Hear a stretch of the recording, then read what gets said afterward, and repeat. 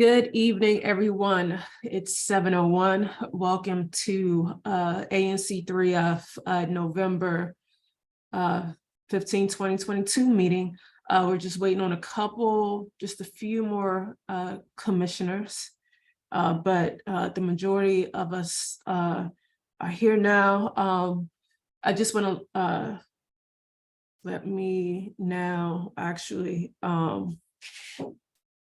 as more commissioners are coming in, just want to let everyone know just the process for the evening. So we pretty much have, we have a lot on our agenda.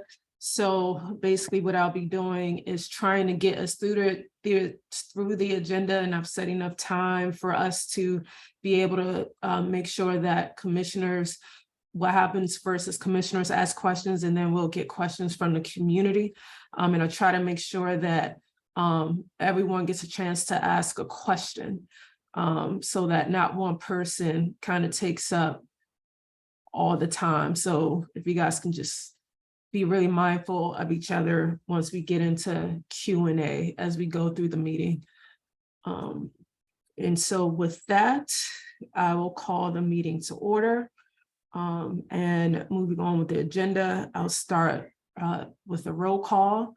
And I will start with 3F02, Commissioner Alex Appa. Present. 3F03, Commissioner Deepa Mehta. Present. 3F04, Commissioner Stan Wall. Present. 3F06, Commissioner Monica Nemeth. Present. And 3F07, Commissioner James Tenderick. Present. And we are waiting on David, who's trying to get in, right? But the majority of us are here. Moving on to the next item on the agenda is the adoption of tonight's agenda. Can I get a motion to approve tonight's agenda? Motion to approve tonight's agenda. Chair David, I have one correction in addition to the agenda. Yes. We need to approve spending, let's see, $623.88 to pay our post office box. It is not currently in our FY23 budget. So this expense needs to be approved by the ANC before we can pay that bill. So when the time is appropriate, I'd like to move that. Okay, and I see that I have January 2024, and it's January 2023, actually. Okay. I'm sorry, Commissioner Nemeth. Don't we have an item for communications or something along those lines in the budget? It should be in payment of services, and we zeroed that out because we took out our executive coach that was supporting us with training last year. So that's currently zeroed out in the budget. Got it. So we don't have a place to put it. So it is on the agenda to be approved. Okay. Oh, I missed it. I'm sorry. It's 5. It's Roman numeral 5. Oh, I am so sorry. Oh, we got it. The agenda looks perfect. No changes. Anyone else? All right. Is there a motion to approve tonight's agenda? So moved. Is there a second? Second. All in favor, say aye. Aye. Aye. Any? Aye. Okay, and the motion is approved. Moving on to the next item on the agenda. Could someone spotlight David, please? Thank you. Welcome, Commissioner Christille. Welcome. I'm on, I guess, Eastern Standard Time with about 5 minutes minus. Glad to be here. No worries. Good to see you. So we've just approved tonight's agenda. We're moving on to the next item of the agenda, which is approval of our October 18th minutes. Can I get a motion to approve the minutes for the October 18th meeting? I motion to approve the meeting minutes for our October 18th ANC3F public meeting. Is there a second? Second, All in favor, say aye. Aye. Aye. All right, no opposition. The motion passes. Moving on to the next item on the agenda is commissioner updates. And I will just start with Commissioner Tanderick. I have no updates at this point. Okay, Commissioner Meta. I have a quick update coming out of a lengthy memo that community prepared along with me back in late January and submitted to DDOT.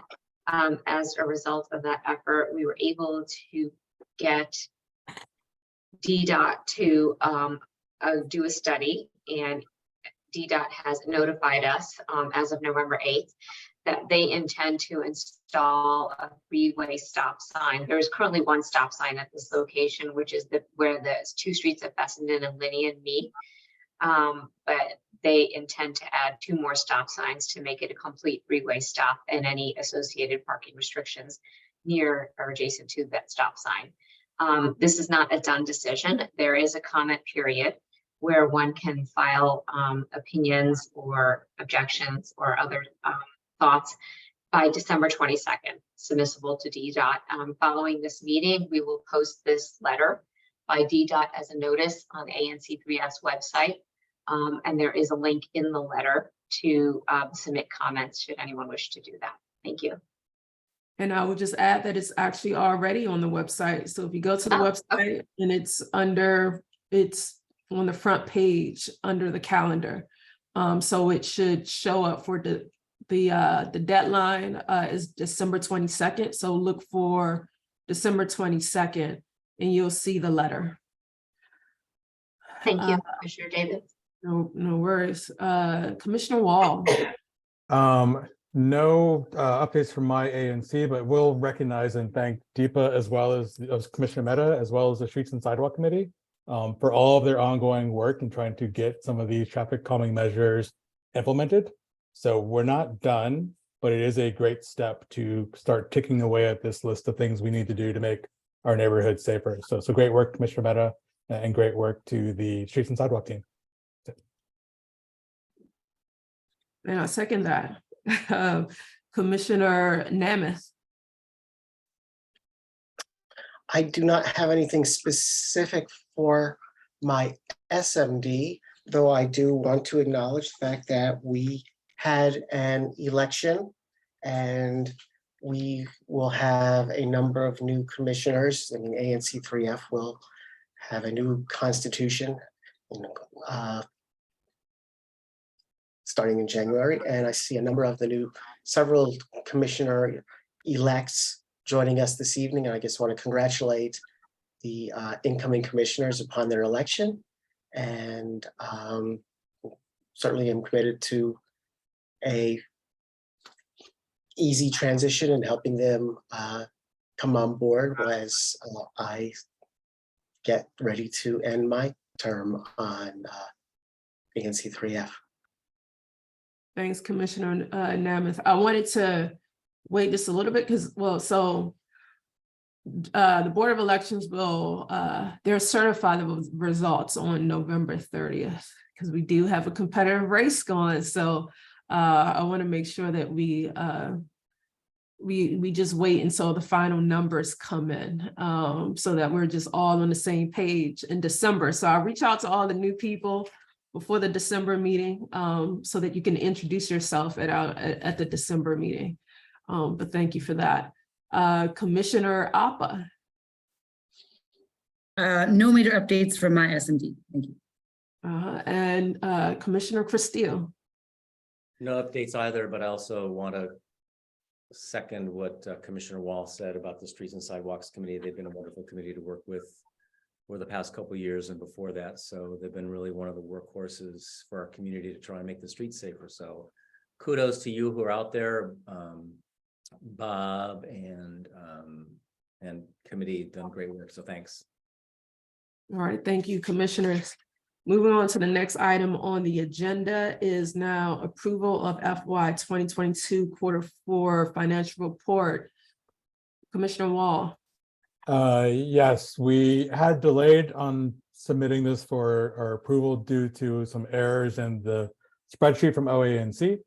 Our quarterly report, our disbursements for the quarter were $2,523, primarily comprised of personnel costs for the ANC's administrative support, as well as there were some bank charges in there as well, about $90 of that $2,500. Our current checking balance is $48,981, which is great because it leaves the incoming ANC with a very strong base of resources, to which they can, address their agenda going forward into the new year. So with that, I guess we should have a motion to approve. Yes. Um, Can I get a motion to approve the FY 2022 Q4 financial report?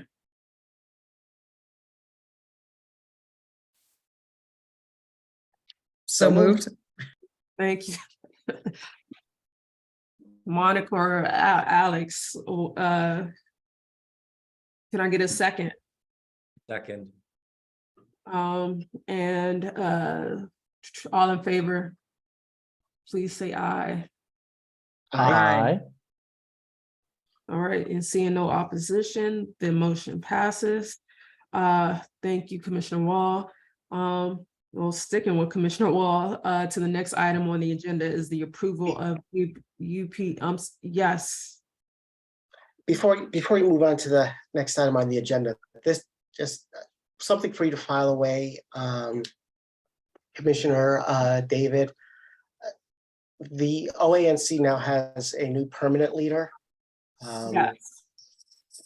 Kent Bays, and so these problems with the spreadsheet that we get from OANC, that this has been going on for years. I mean, this is not like a one-off thing, and I'm sure it's not going to be something that's going to be OANC's or Kent's highest priority. But now that there's new leadership and Kent's going to be doing things differently down there, and the office is going to get shuffled probably.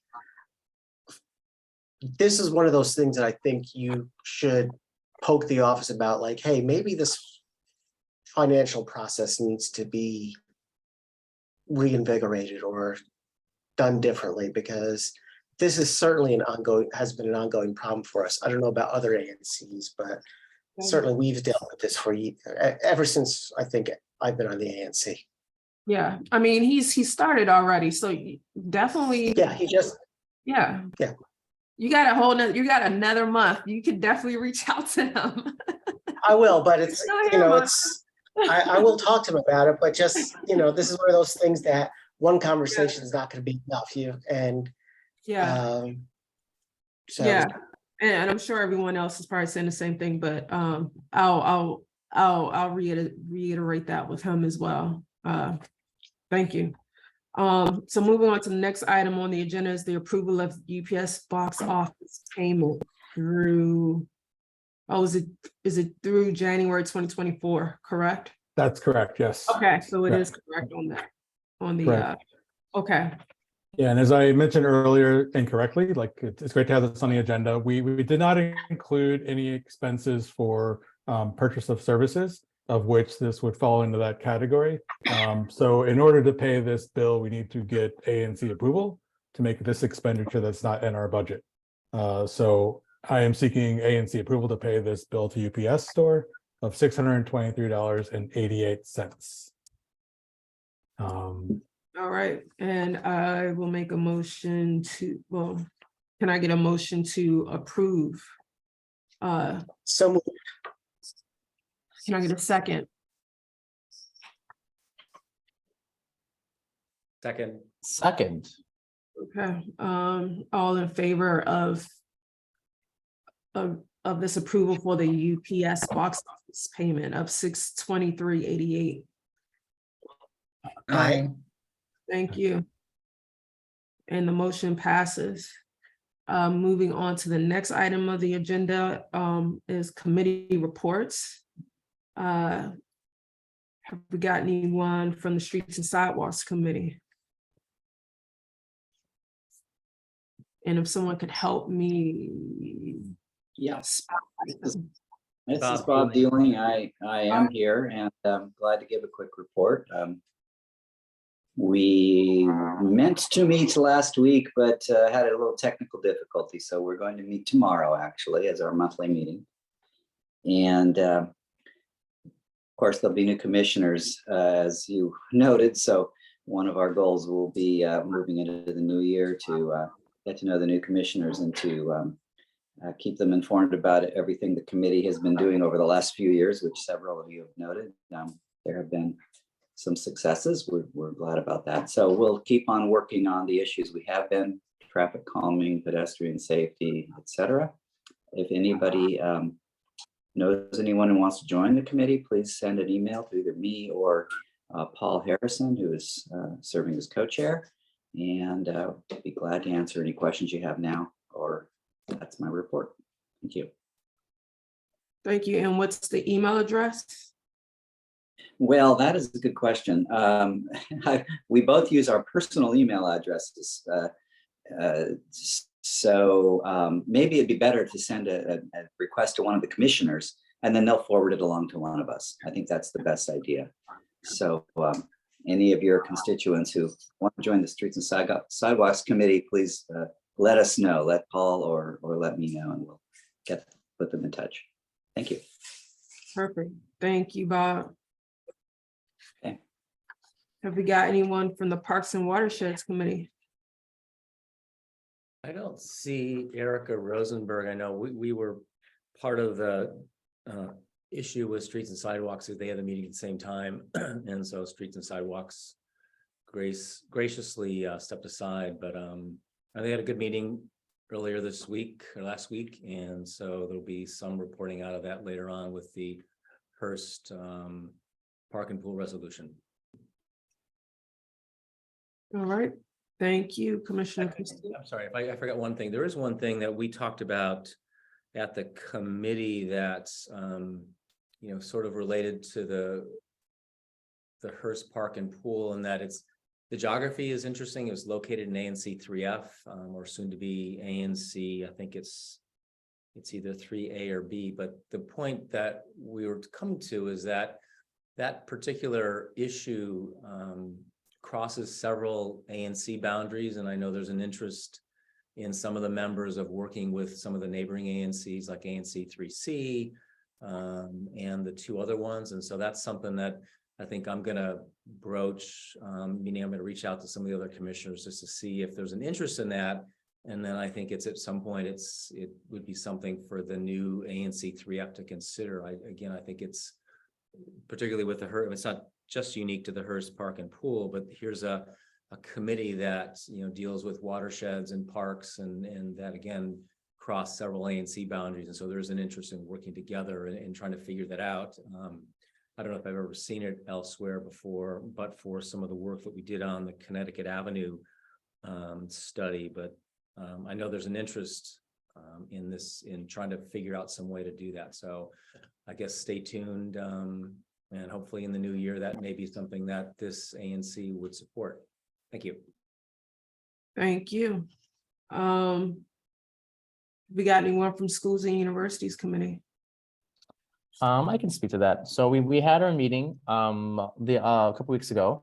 One of our newest members is actually planning on meeting up reps from UDC to regard to some of the things that we want from the ANC as well from our neighbors. So there will be an update on that soon. And then also we're looking for new members as always. So if you're interested in joining, you can easily just private message me on here, and then I can just get you set up and everything.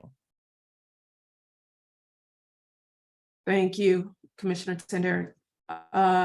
Commissioner, or is there an update for Housing and Neighborhoods Committee?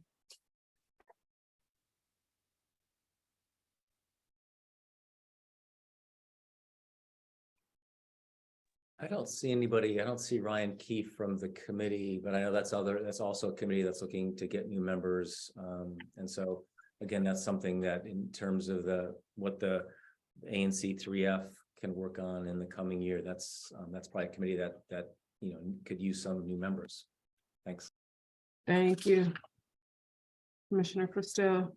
All right, now moving on to the next item on our agenda is the community forum. And have we got anyone from, right now I just have the regular folks, and then we'll go into anyone else who has an update. Is anyone from UDC? Hello, Oh, Juanita. Commissioners. Hi. Hi. Sorry, I think my camera's working. Oh, take the little sticker off. Here I am. Just a few updates. Hello, Commissioners. Happy Tuesday, I think it is. So at the university, we are wrapping up the semester, but we have a lot going on. The university is currently working on our campus master plan for our Bertie Backus campus, which is a separate master plan from the Van Ness campus. So it's really no reason to give updates, but if anyone is interested, I will put the, once we have the site up and running, I'll give that out to the commissioners for anyone who might be interested in taking a look at it.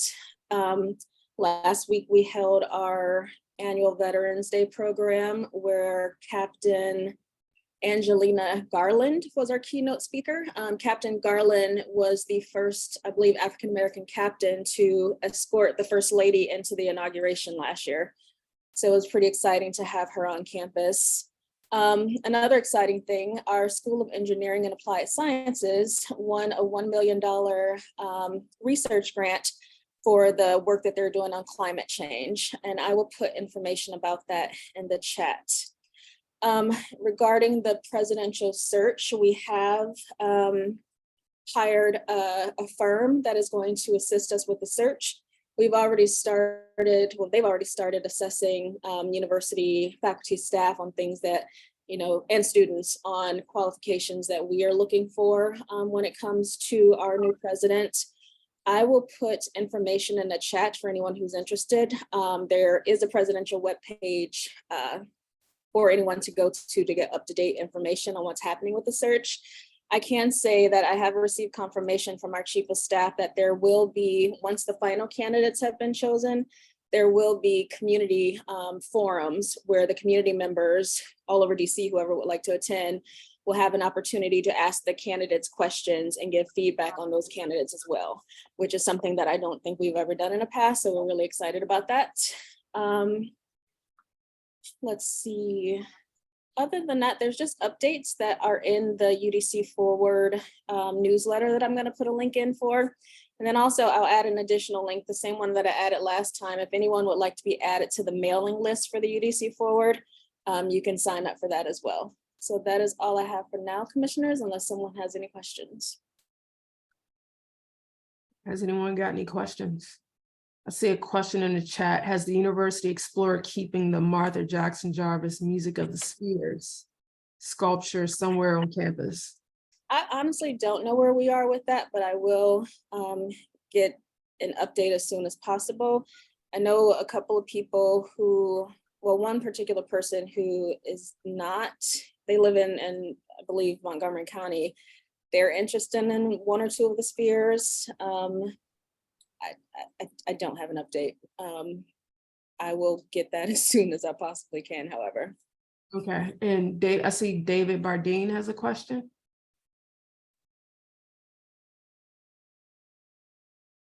Well, I'll wait for him. I see James has a question as well. Commissioner Tim. Yeah. So I think I signed up for the UDC Forward email, but I don't know if the emails have been sent out or not. Can you just clarify like what will be on like this newsletter again? Sure. Let me put it in the chat actually right now. You can take a look at it while we wait for Mr. Bardine to ask his question.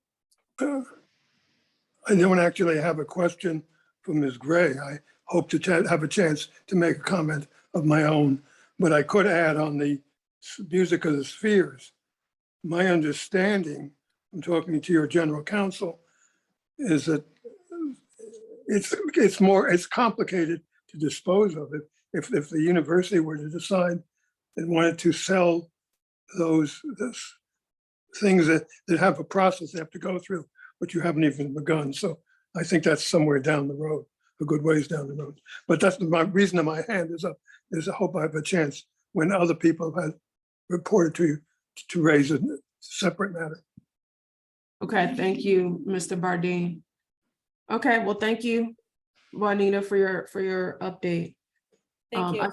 Thank you. I see Ms. Gloria Garcia with the Van Ness Main Street. Welcome. Thank you. Good evening, commissioners. Thank you for allowing me to report. First, I want to thank the community for their support of our first spooktacular after taking over the Friends of the Forest Hills Playground. It was an overwhelming success. We didn't know what to expect. We had more than 500 children with families. And then we had a huge trick-or-treating event on the avenue at 8 businesses. So it really was a great event. We thank the community. And on the heels of that, on December 10th, we will have more than 43 vendors also for our holiday pop-up market. And we're also doing a holiday hunt, again, up and down the avenue for kids and adults. So we hope to see you there. We're also going to have an ice crew. You know, the Ice Queen, Princess, Prince, and a snowman singing Christmas carols and taking photo ops with kids. So we're really, you know, seeing the opportunity with families and kids and bringing them out to the avenue. Also, I just want to end with, it's that time of year where, you know, we have some outgoing board members at Van Ness Main Street. We are going to put out a call for anyone who is interested in serving on our board. We're also looking for people to volunteer on our committees. We have an economic development committee. We have an events committee. And we'd really like, you know, people who have that service in them. Maybe some of the outgoing commissioners would feel like a little free time on their hands and would like to continue serving the community in a maybe less stressful way. So that's all I have for this evening. But if there's any questions, I know that people are concerned continuing about, you know, the homeless situation. We've got, you know, some people that are known to us that I'm still working with the Department of Behavioral Health and MPD. And then also, you know, the shopping carts continue to be an issue. I walked some back to Giant the other day, like a week and a half ago. You know, we're thinking of having a campaign, see a cart, you know, take it back, you know, because I can't do it alone. And I have to say that I had about 4 or 5 of them piled up in front of my office. And I think it was a statement. And I have to say, in my 20 years in the neighborhood, that was like the first time I felt like, you know, not cool. So, you know, every time I see one, I take it back. So if you happen to be walking south and you see a cart, I urge you, just, you know, be a good neighbor and take it back, because we're not going to be able to do it unless we all pitch in. And then I think I'm sorry, I was gonna ask, was Giant, like the manager at Giant has said anything? Yeah, I mean, you know what, they're trying to, I keep pushing, you know, how Aldi, you have to pay, you know, 50 cents or something, or $1 for the cart.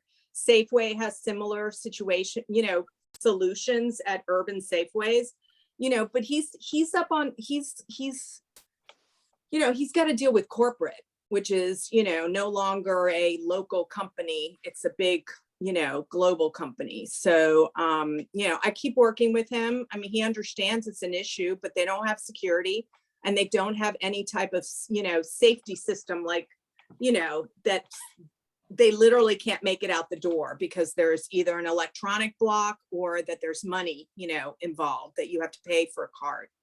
So, I mean, I'll keep doing it, but I think maybe on the next ANC round, we can, like, all as a group, you know, try to work with Giant. On our agenda for the board is to really send a letter, you know, pull it up the chain at Giant, at corporate, because Dave's hands are tied at the Giant, you know. Commissioner Moore? Thank you, Chair David. Gloria, to that point, there was a time when the Giant was contemplating renovations, like light renovations, where they were planning to install a perimeter system. Do you know if that project has now been canceled or what they're doing? Well, Stan, I know they did a light renovation right before the pandemic. And I know that that was not part of it. So maybe they put, Dave said, they had planned it and it didn't go through. So we just have to keep putting the pressure on. But I'll tell you, it's not just Giant, there's CVS carts. So sometimes they're Giant, sometimes they're CVS. So we've got both of them. That's an issue. And the last thing I wanted to say is, the Economic Development Committee, we are, working, we know that there's vacancies now in the lower corridor. And, we'll be working with UDC to try to see, if we can speed this along in the new year. So that's Alright. it. If there's any other questions on what's happening on the corridor, but Thank you. Thank you, Gloria. you're welcome. You're welcome. Thank Good you. to see everyone. Good to see you. And then we'll go to David and Mr. Bardine and then go to the next item on the agenda. Thank you. Can you hear me? Yes. Good. I want to call the attention of all of the 7 present commissioners, as well as the coming 6 for next year, to a very thoughtful article that Marlene Berlin posted this morning on the Forest Hills Connection, which has provoked a number of comments. I don't want to get into the details of it now. I want to point out to you that the question of the redesign of Connecticut Avenue turns out not to be as simple or as clear-cut or as matter of DDOT expertise alone as one might have thought. And indeed, the resolution that this ANC, that the 7 present members adopted, according to Marlene, is not quite as adamant in its endorsement of Concept C. It's conditional. In any event, what I would like you to think about is the points that she raises, the points that various people, including myself, raise in comments and responses to that. Some of them seem to me stronger, some to me seem weaker. At the point, though, I think it's fairly wide open what is really going to happen in the short run, the next year or two, and in the long run, the next 5 years, vis-a-vis this Connecticut Avenue redesign. And I think that those of you who have chosen to give of your time, and which we're grateful, the 7 of you who are now commissioners for what remains of your term, and the 6 commissioners for the next term, have a challenge to dig deep and understand the issues and make sure that we're doing what we can to make life safe for all kinds of people, whether they're riding on bicycles, driving in cars, being driven as passengers in buses, or getting on and off buses, et cetera, et cetera, et cetera. So I think the reason I'm speaking to you is just to urge you to look upon these issues as still very wide open and very much unresolved. And to some extent, there'll be issues during the tenure of the 7 of you who are now commissioners, and they certainly will be issues during the tenure of the 6 who will be commissioners starting next year. Thank you for the chance to talk to you. I'd be happy to answer questions, but I don't really want at this point to go into the details of who's right or wrong on any particular thing. I'm mainly urging you to keep your minds very open and do the digging that you can do with the help of your constituents, your committees, the agencies, et cetera, to come up with a reasonably good result in the end. Thank you. Thank you, Mr. Bardine. I know DDOT has been and will continue to include the community in the discussion. I mean, so they've been having meetings at UDC to get community input on very specific details. So I'll just keep trying to, connect us to events with DDOT and just call on DDOT to just keep engaging with the community. Sure, David, the difficulty, I don't think they've done an adequate job. Their whole concept of how to engage with the community leaves much to be desired. So I would hope that there will be commissioners who take it upon themselves to find additional ways to engage. But that's my opinion, and you may not agree with me, but it's one thing to take a lot of notes, copious notes.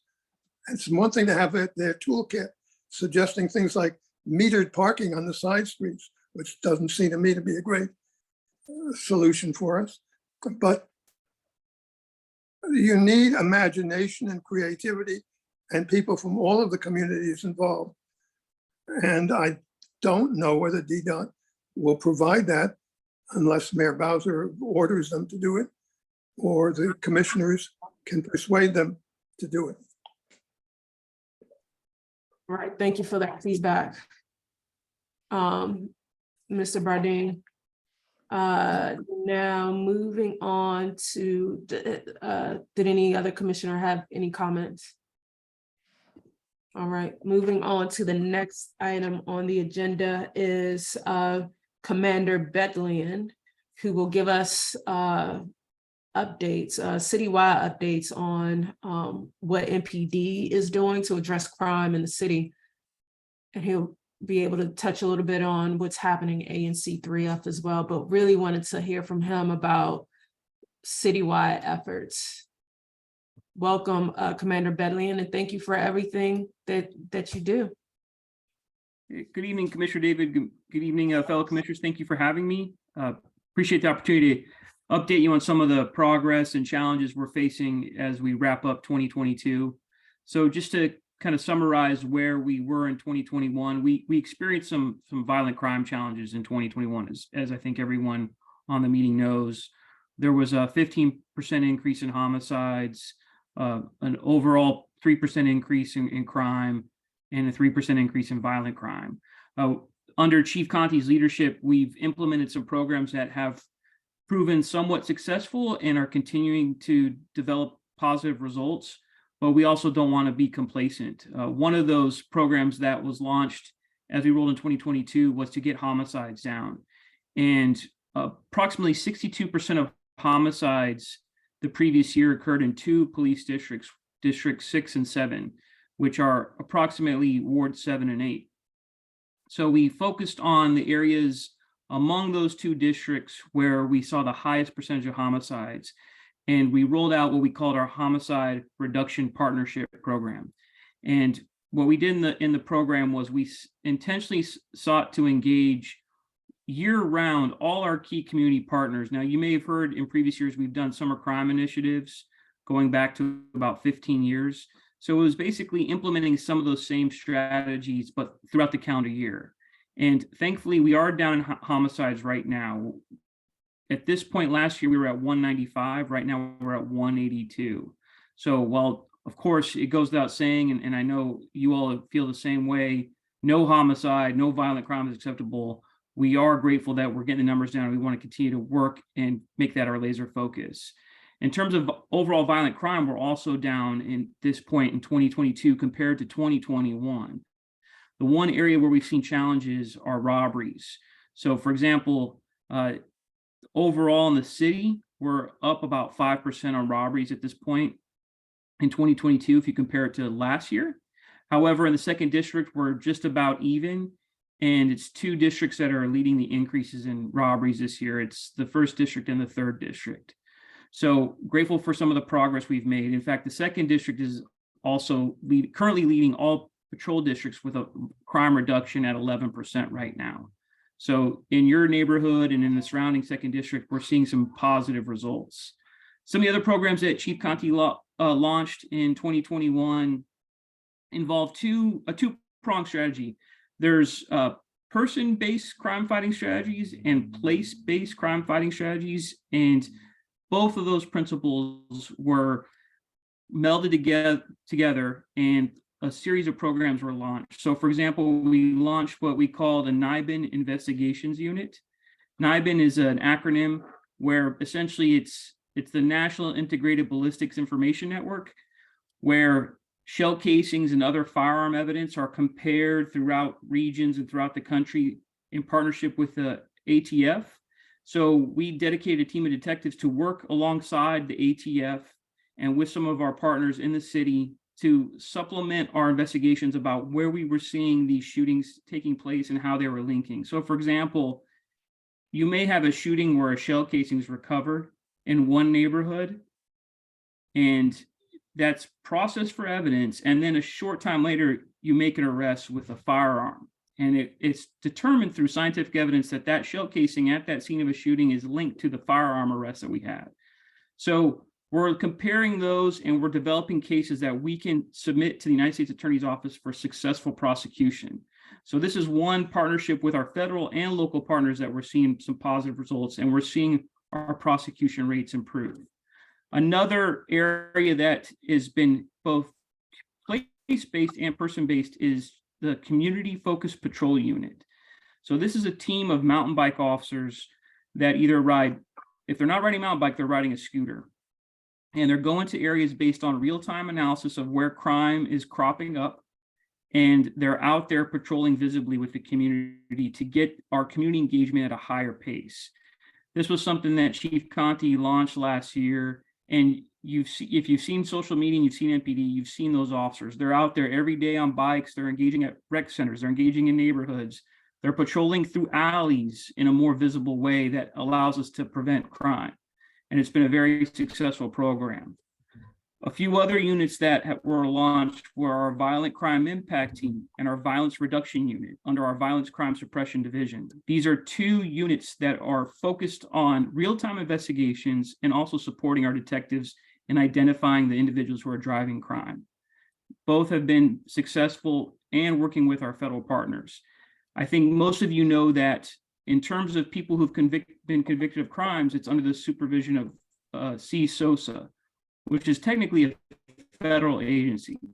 So working along them and having that local probationary responsibility has been essential. I meet with CSOSA, for example, monthly. And what we find is that sometimes a lot of our crime is driven by just a handful of people. So if they're under supervision and we're able to share that information and to analyze data to determine, hey, who may be driving this crime, we can make requests directly to CSOSA to ask for them to check in on some of our supervised offenders throughout the city. And that's something that we're very grateful for. There's also our Project Safe Neighborhood initiative. Again, that's working with ATF, CSOSA, US Probation, and the US Attorney's Office. Every day, the people that are arrested with firearms or arrested for violent crime are being analyzed to determine, are they under supervision? Do they have a violent crime record? And how can we intervene to ensure that they're not going to be committing violent crimes again? Sometimes that means when people are under supervision and they violate the terms of their supervision, we need to expedite an arrest warrant so that we can ensure that they're held accountable. Because bottom line is, if we have people out in community who are pending a trial for a violent crime or for a firearm case and they're committing other crimes, we need additional supervision. It may be that they are held in detention. It may be that they're placed on a GPS monitoring device. But we've already arrested somebody and they're awaiting prosecution and trial, and they're arrested again for other. We want to make sure we're getting accountability. And that's how we engage in safe community efforts. So those are a few of the programs that are going on right now. And I'm also happy to answer questions as well.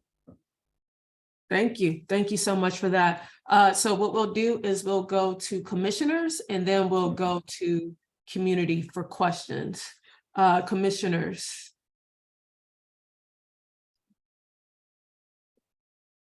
Seeing none right now, I'll go to the community. Does anyone, Commissioner Mehta. And then Mr. Bardi. Thank you very much for presenting today. I have a very discrete question. Does the involvement of the MPD vary depending on whether the offender is a juvenile or an adult? And if so, how? I'm sorry, the involvement in terms of what you described. Yes. Oh, depending on whether, okay. Post arrest, depending on whether the individual is a child under the age of 18 or an adult, who I presume will be moved on to the federal system.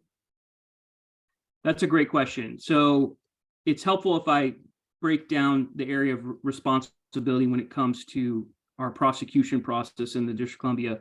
So the United States Attorney's Office is a federal prosecution, but based on it being our nation's capital, they prosecute what are typically local cases that a local prosecution would handle. That being said, there's also the Office of Attorney General. They prosecute juvenile-related arrests and very, very small percentage of criminal cases that are committed by adults.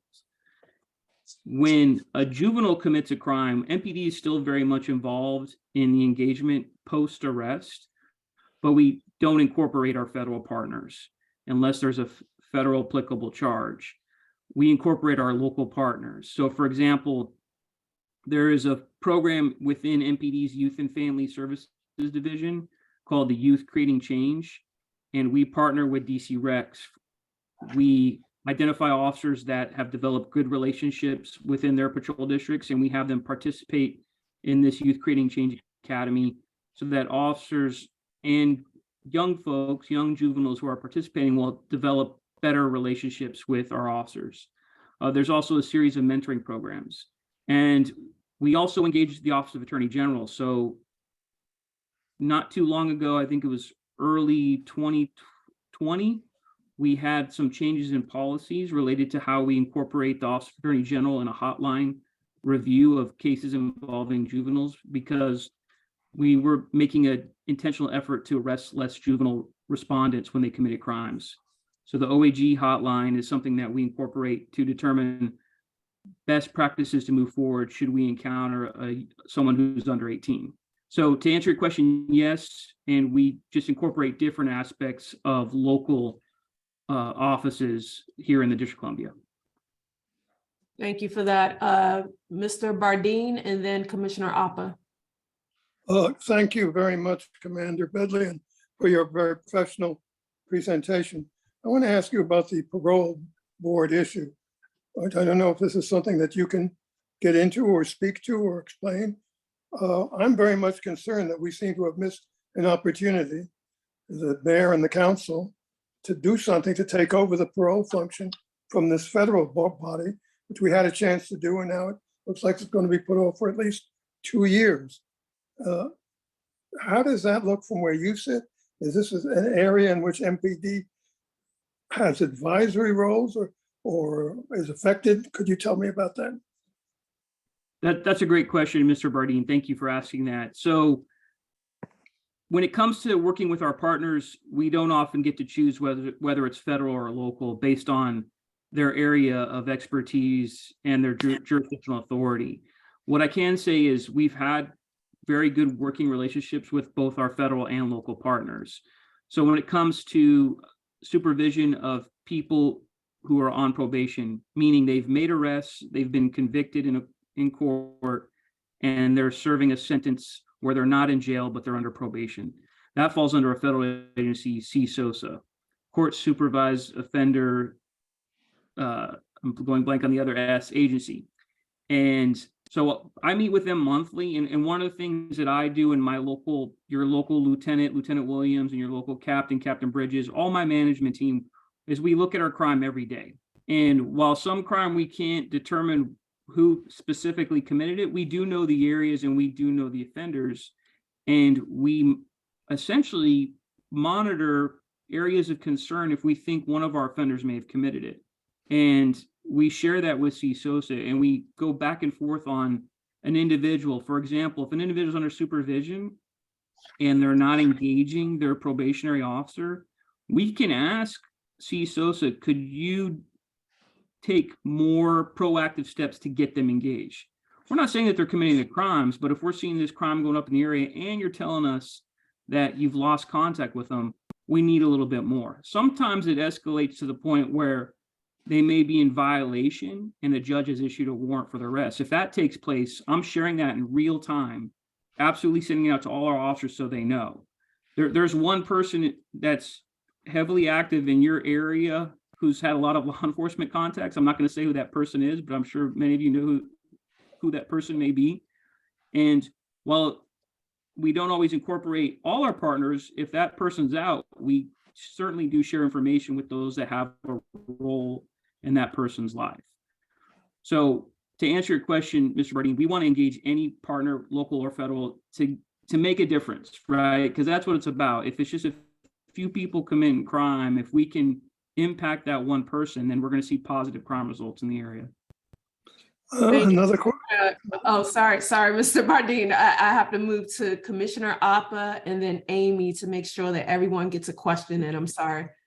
Commissioner Appa. Yes, thank you. And Mr. Bardine, if you have a question, if you want to drop it in the chat, I'm sure we can also try to get to your question or send that along and respond to you in a bit. I have okay. Okay. So one of my questions, come out of Bedley on, is actually about sort of in relation to Commissioner Mehta's question around, I've seen an alarming number of juveniles who either have committed crimes or who are victims of crimes in this city. I'm just curious about, you mentioned several programs that MPD is working with. I'd just love to hear your thoughts and comments around, are there things that, either we as a commission can do in collaboration with folks in Ward 7 and 8, because it's just incredibly alarming and incredibly sad. So, things that impact crimes that impact 7 and 8 also impact us as we are one city. So I would just love to hear your thoughts on that. Oh, that's a great question, Commissioner Appa. So Child and Family Services Agency, they have a robust training program for resource parents. I think that's something that there's always a need for. And I know they also host other programs to seek engagement for young people that are in need of additional adult guidance. I think any engagement at schools or local tutoring programs is always helpful. We have a civilian community outreach coordinator, Ms. Kai Branch. I think many of you have met her. We've done previous Forest Hills programs in the area, and she always welcomes partners. There's also the the Brooks Ward 3 short-term family housing facility right next door to 2D. So we seek to engage families there and support DHS in whatever capacity we can. And I would also mention, while it's not specifically relevant to young people, we do offer the MPD's Community Engagement Academy every year. And I think they just launched in October. It's essentially a very shortened police academy for any citizen that just wants to see how we do things. And you can get an up-close personal review of how we engage our young people. There's a lot of misinformation out there about school resource officers and the fact that they're making arrests. The data does not show that. The data shows that our officers are engaging young people to avoid arrest. And our numbers have gone down at a very, very significant rate over the last 10 years. So I would encourage anybody, if you want to just learn more about our practices, and even if you're contrarian to some of the things that we do, we welcome your participation because we think that's helpful for us to hear something critical as well. So I encourage anyone to check that out. That's a Community Engagement Academy, and you can find it on our website. Thank you. Amy. Hi, thank you for being here, Commander. I have two questions. The first is along the same line of thinking that has been asked of you before. Do you have any comment on how the new revisions in the criminal code of DC will impact how you carry out your work in the 2nd District, especially in terms of minors? The second question is, we had someone who was let into the Connecticut house where I live, who had a tracking device. He was on parole after being in prison. And it wasn't until he did another domestic violence event that he was barred from the building. Can you explain when somebody is wearing a tracking device,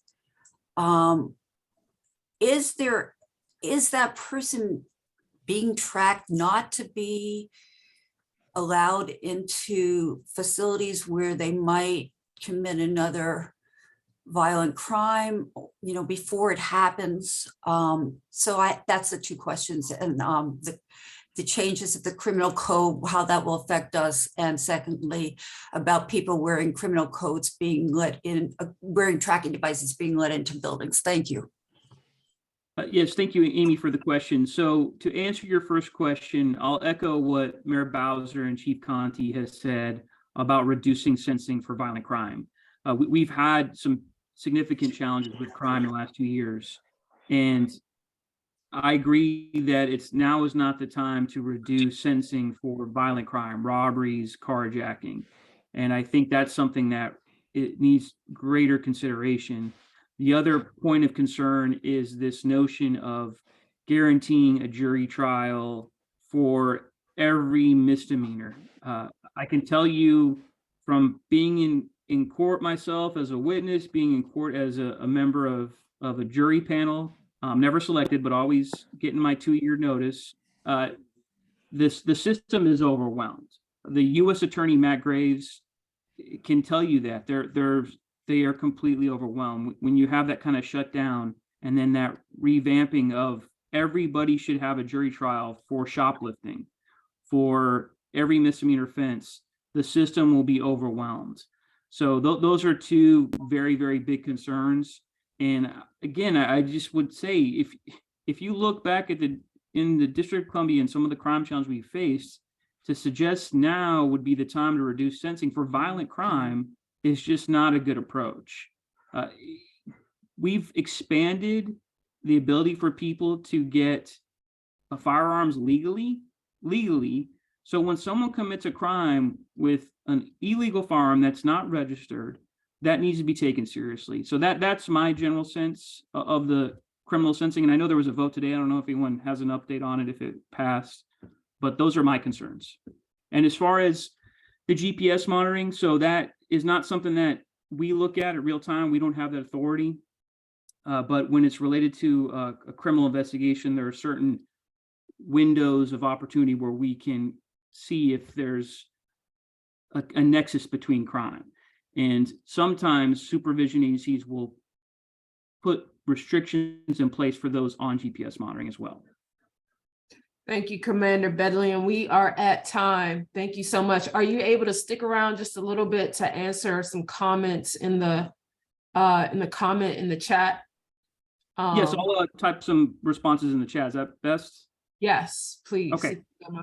Thank you so much. I appreciate you joining us tonight, and thank you.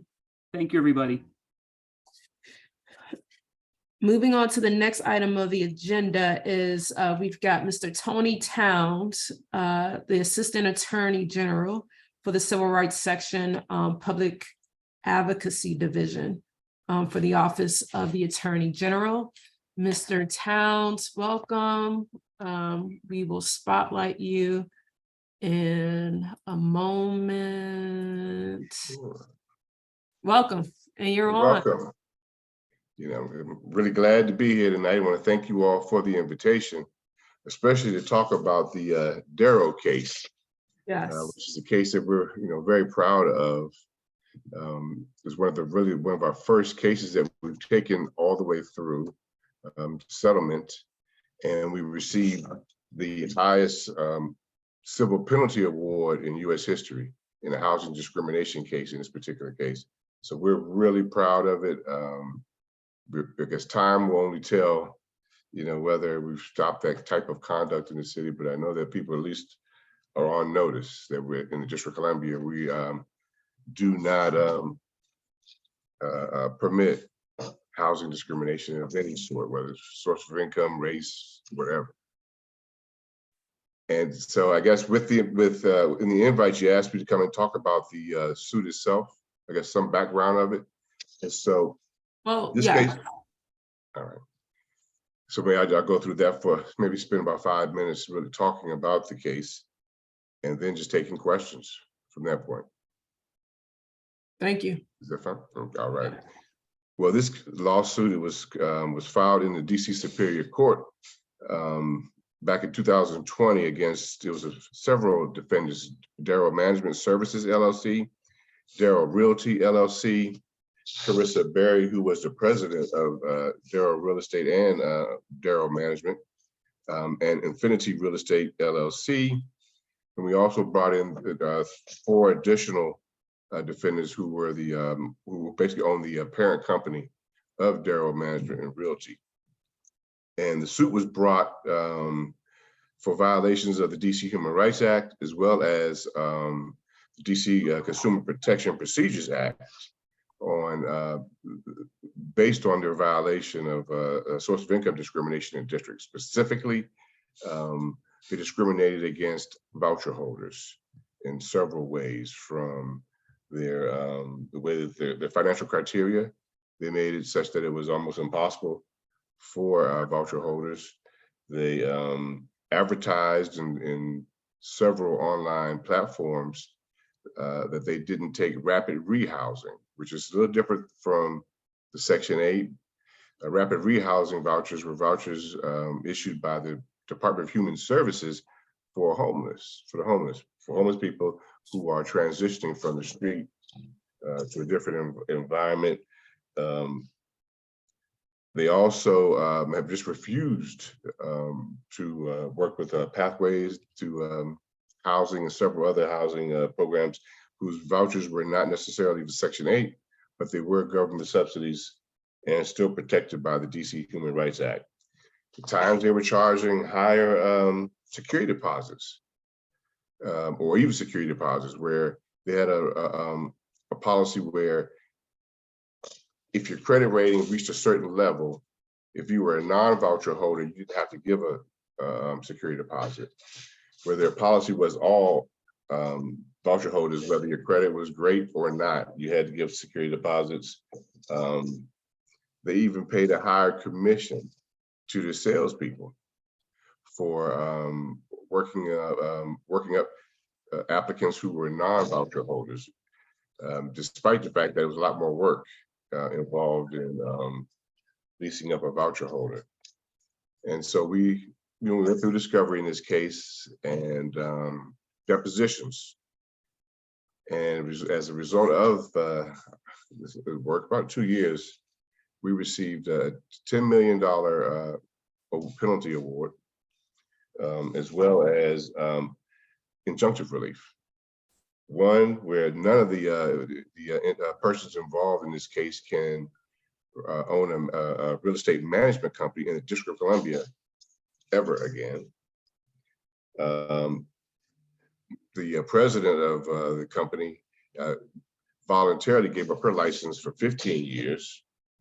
And of course, there's certain training requirements and some other things that I just won't go into.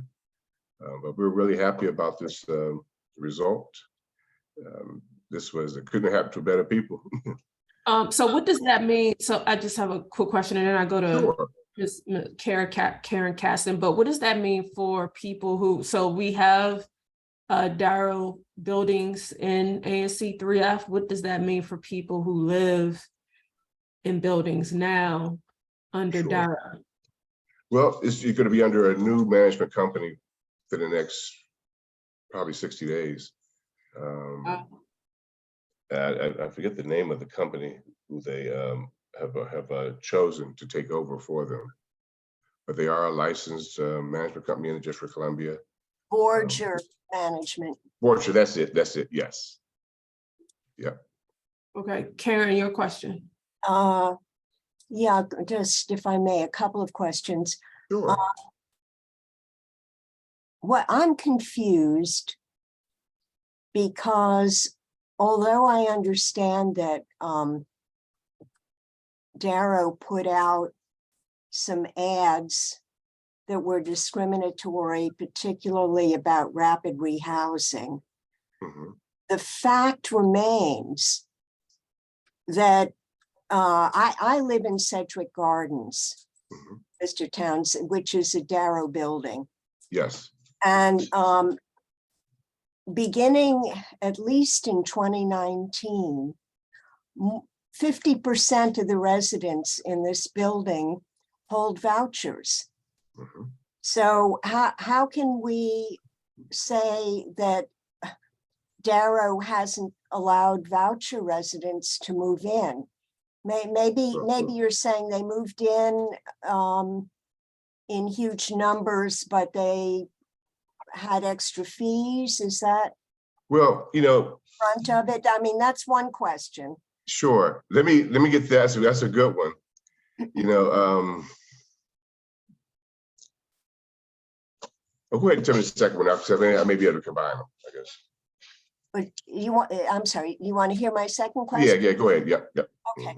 So you said that we were talking about Borger, and I thought I heard you say that Darrow has picked Borger for the next few months, but is there something else that's supposed to happen besides Borger in this 18-month transition period that's in the settlement, or is Borger just going to be the permanent new management company? I think a lot of us didn't realize that Darrow would get to pick the management company it wants. I guess we thought there would be some kind of outside process to select the best successor. Now that process is in place in terms of when there's audits that go on to look at what's going on. But in terms of the settlement agreement, it did not tell them who they had to put there. But other than someone who's lawful, just completely open to them to pick it. well, as long as the company has to be a viable company that is licensed in the District of Columbia, is in good standing, and that type of thing. Yeah, good And standing. I don't know how to put this. I mean, I know people who live in Borger buildings. Those buildings have many of the same problems as Darrow buildings. So how is that better? How are we now in better hands? well, you know, you don't, these people, at least I hope that the company that's taking over doesn't have the same schemes in place, which you'll see a little bit more when I answer the first part of your question. Same schemes. Scheme, yeah, hopefully not. I mean, but I'm sorry. I think they do anyway. Okay. Go ahead. I'm Well, that's listening. something I can take back to the office and discuss it with our trial team to see whether there's anything we can do. But I know you talked about in your first part of your question, you talked about how there was an influx of voucher holders in the Sedgwick Gardens at one point, no question. And that's one thing that came out during this lawsuit. Darrow did whatever it took to make sure they had their profits were increased. Right. And so at one point they had a larger vacancy percentage of at Sedgwick. And so they decided they were going to fill those slots with voucher holders. Right. And based on it's our belief that they do that for two reasons. One, once you put a voucher holder into an apartment, it's no longer under rent control. Right. And second, they did it because they were getting paid more because they were charging the voucher holders more. Right, because the city pays up to 187% more. So right, and at that time, the housing authority was basically encouraging landlords to do that, so they would take voucher holders. And is still yeah. But I mean, the point I'm not following. So I mean, so there's one last part to it, okay. And so once, at least from our belief, that once there was a lot of complaints were being made for various reasons, or an increase, I guess, of complaints. With the increase of voucher holders, I know there was a meeting that I even attended back, I think it was 2019. And so at some point, they decided, we even, one thing we learned a lot of information from emails and things between, various people within the companies. And so at one point, one of the New York investors wrote an email to Carissa Berry, who was the president, and told her, look, putting voucher holders in when when our vacancy numbers are low is a quick fix. Let's look towards things that are more that will stick around, in the long run than a quick fix. In other words, let's stop bringing as many voucher holders in as we have in the past. But And one thing that we had that I did. I'm sorry, Karen, I'm sorry. After you is Stan Wall. You've got it in like 3 questions in a row. I'm sorry. I just Because make I'm gonna have to move on. I'm so one sorry. final comment.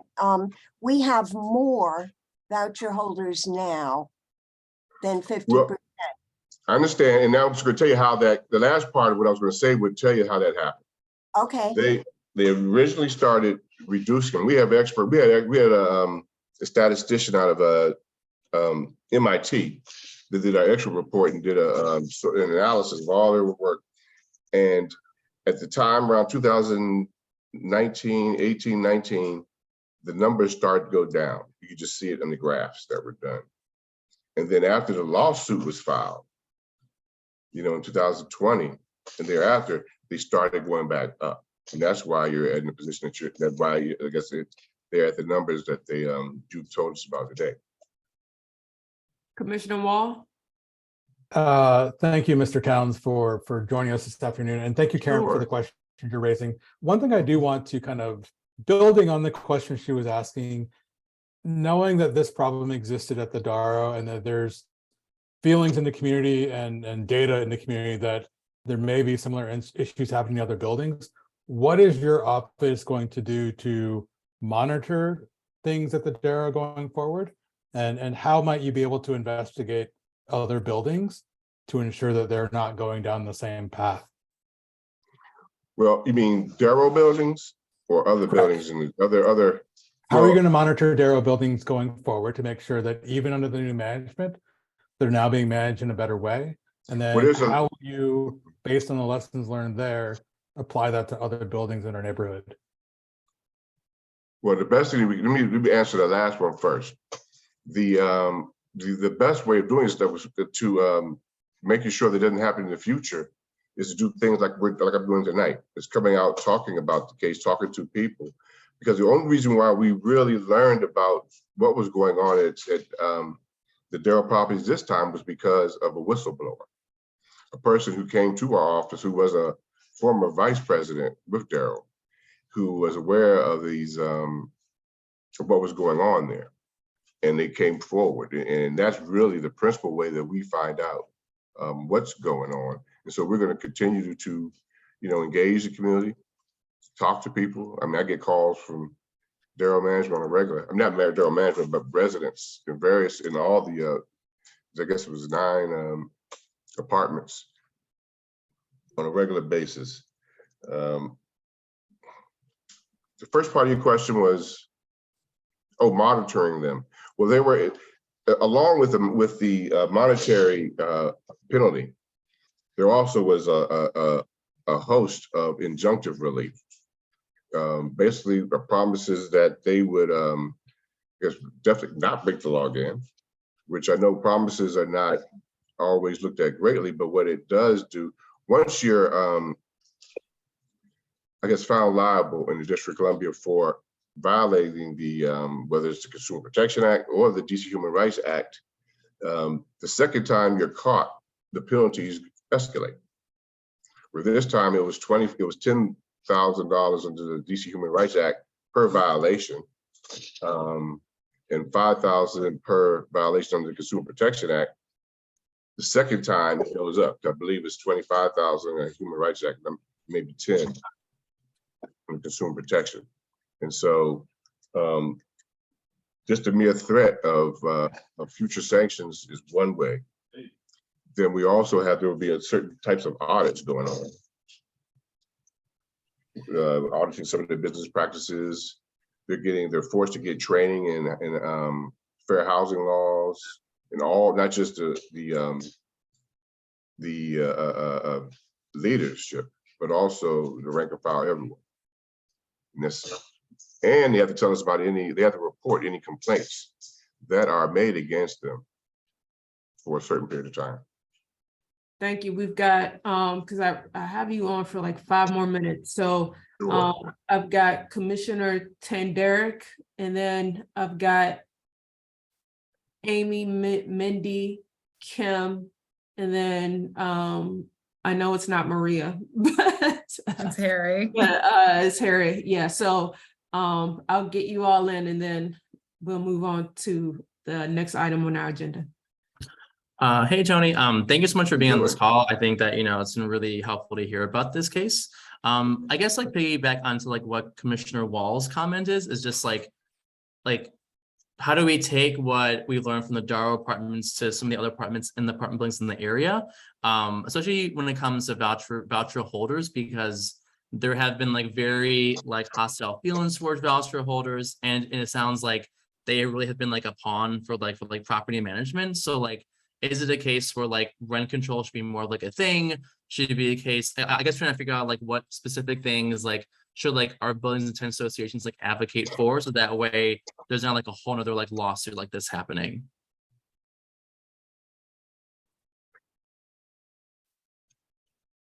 That's a tough question.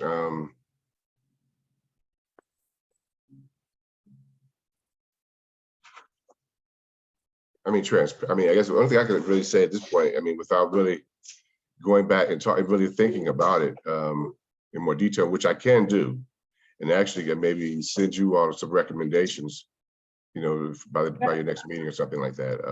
Can you put your email in the chat? Sure. I can also email you, Tony, for more for talking afterwards too, and try to get more information. Sure, that would be great. Yeah.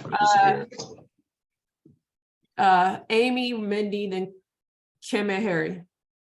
Yes, several of us on the call tonight are tenant leaders in apartment houses up and down Connecticut Avenue with significant issues related to this issue. I strongly object to Darrow being the one to pick Borger to handle the transition. Borger has the Brandywine. They are fighting just the way we are at Connecticut House to keep security guards there. And we are going to lose our security guards at the end of the month. And we are losing other vital services here at the Connecticut House that should be beefed up in response to this instead of being toned down. So I would like to ask that the OAG not allow Darrow to be the one to pick the company, the Borger as the company, or any, you should be listening to those of us who live in these buildings about who should oversee this transition. And secondly, it seems very short-sighted that OAG in this settlement did not address the problems that we have been raising about the voucher program not having social services and jeopardizing rent control. So where do you stand on allowing the community to be involved? For those of us, here at the Connecticut House, Sedgwick Gardens, Parkway, Park West, what do you say in terms of us being involved in choosing who is going to monitor this transition instead of Darrow, who's the wolf at the door? Why should they choose? Thank you. And Mr. Talents, before you answer that question, can I have the other 3 community members ask questions so that to help us move on with the agenda? Mindy, and then Kim, and then Harry. Let me write this down. I'm getting old. Let me try to write this first. Okay. Thank you for being here. Oh, it's my pleasure. Shall I go ahead? Yes. Okay, again, I agree. Thank you for coming. First of all, I'm not clear. You're talking about a transition period, but what happens after the transition? Is another company selected? That's one. Where is the $10 million going? Is it going to be allocated to any specific set of programs? such as the needs of housing for all kinds of people? Is it paid out immediately? Is it dribbled out of $500,000 a year for 1,000,000 years or what? I would like to know more about the inner workings of Darrow. Does Darrow own these buildings, or is it responsive to some hedge company or a series of owners? I think that's important to know.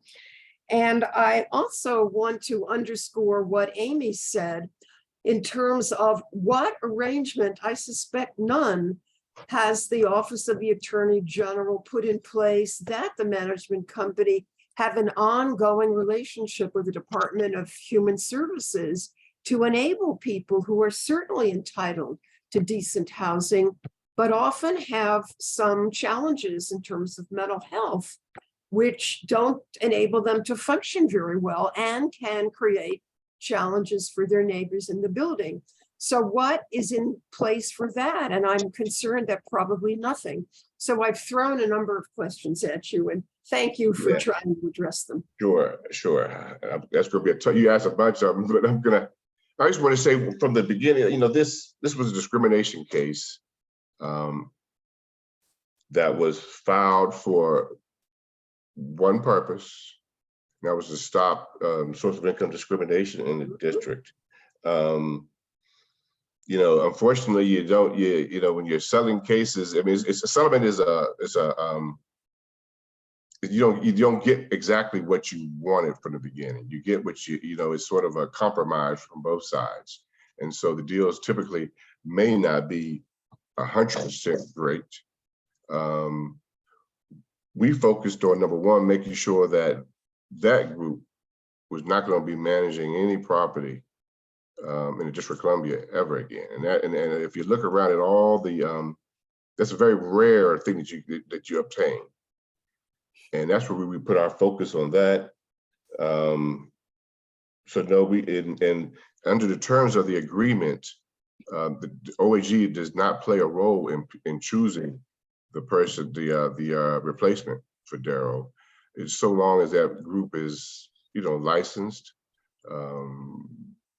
They passed the good, you know, the Clean Hands Act and several other criteria.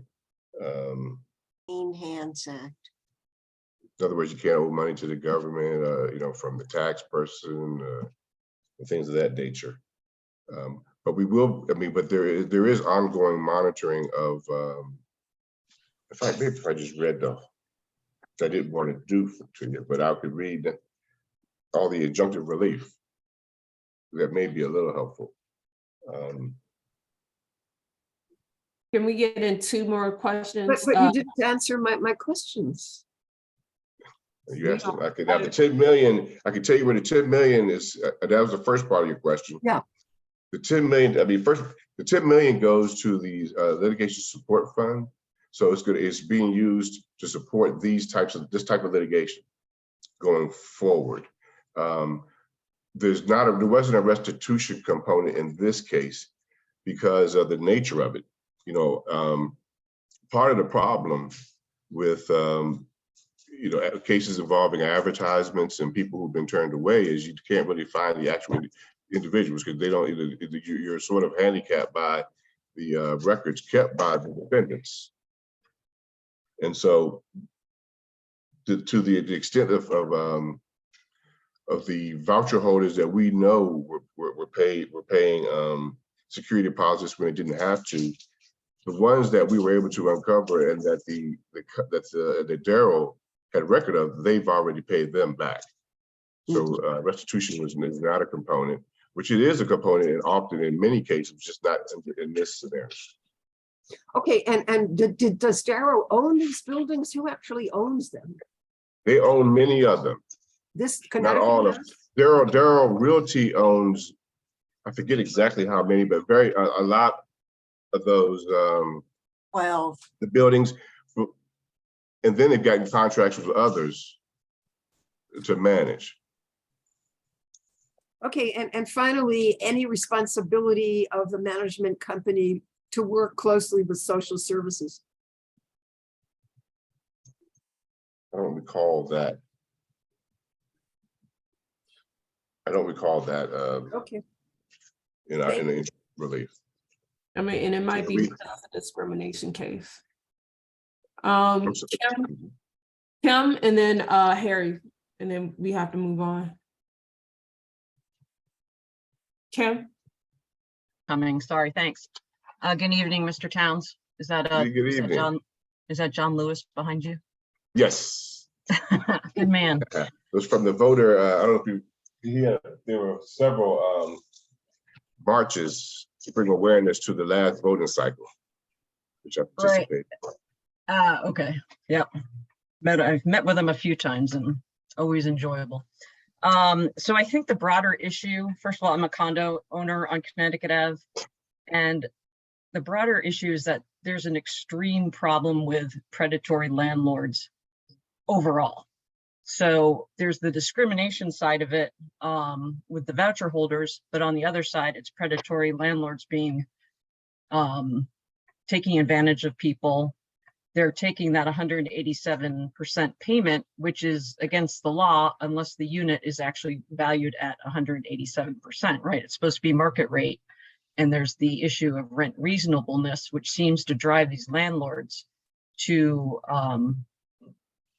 not work with their tenant. They seem to dump them.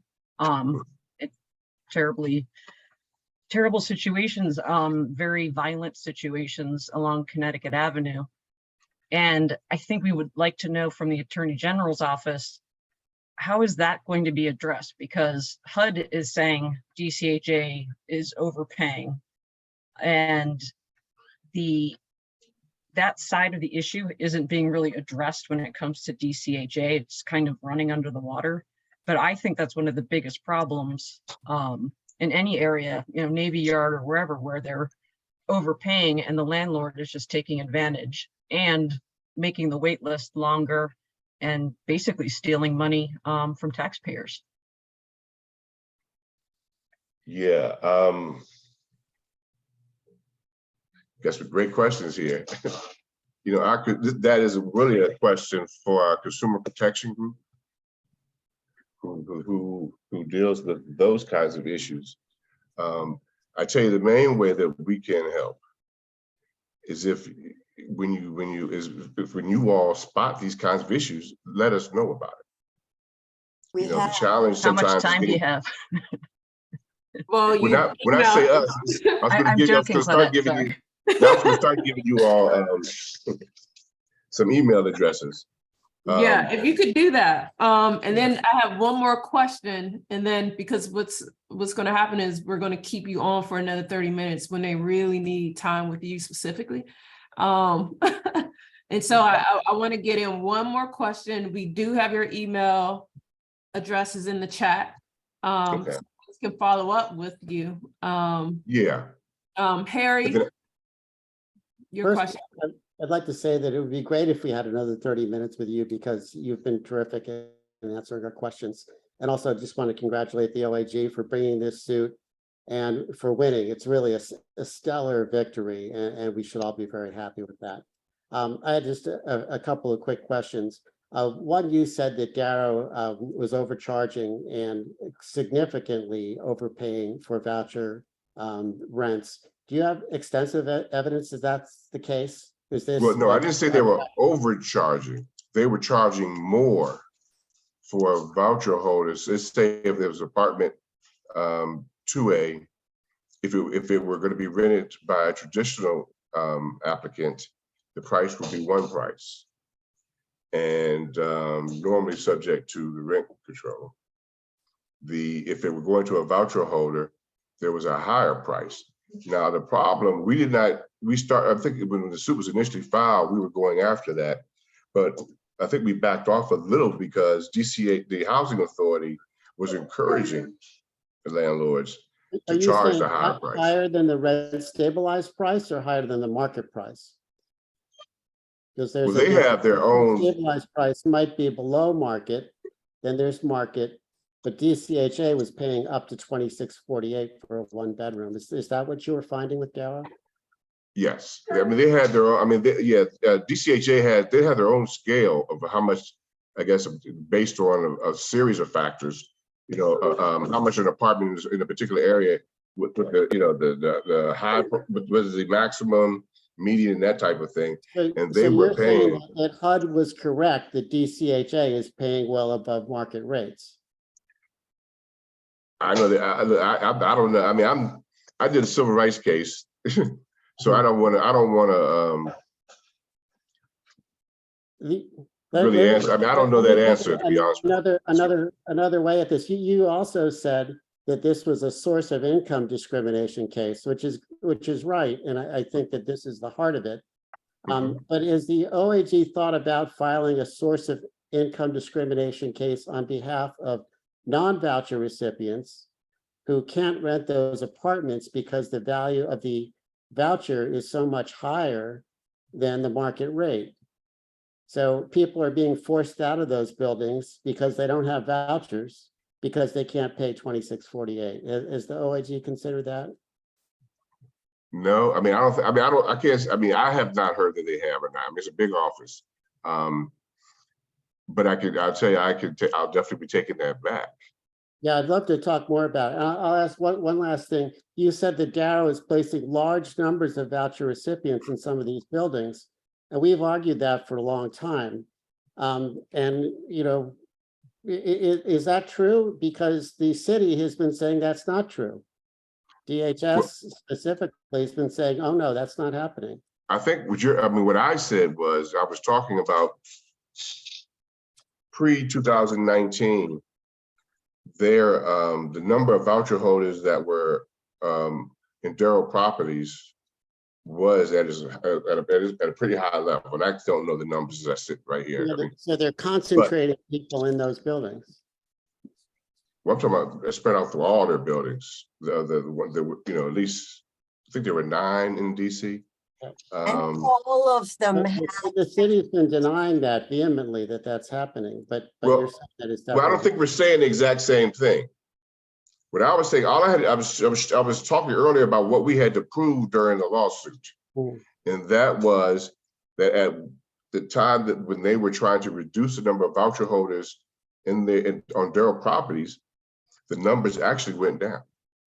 And that's where we had I think I spoke about our expert, who's a statistician from MIT, punched all the numbers. And based on that, you can see that, I guess when they were bringing in voucher holders, it was at a one rate. And then when they made this conscious decision that they were going to reduce the number of voucher holders in their properties, they did it. for 6 months, you mean? And that's what it was more than 6 months. It was more than 6 months, but it was about a year. I mean, this is just to show it. And I didn't bring the graphs with me. And then it went back. Then it went back up. Now I don't know where they are today. Sky high. Yeah, well over half in some of That's what I was referring to, not necessarily. I mean, I wasn't going into the same things that you were talking about at that point. Anyway.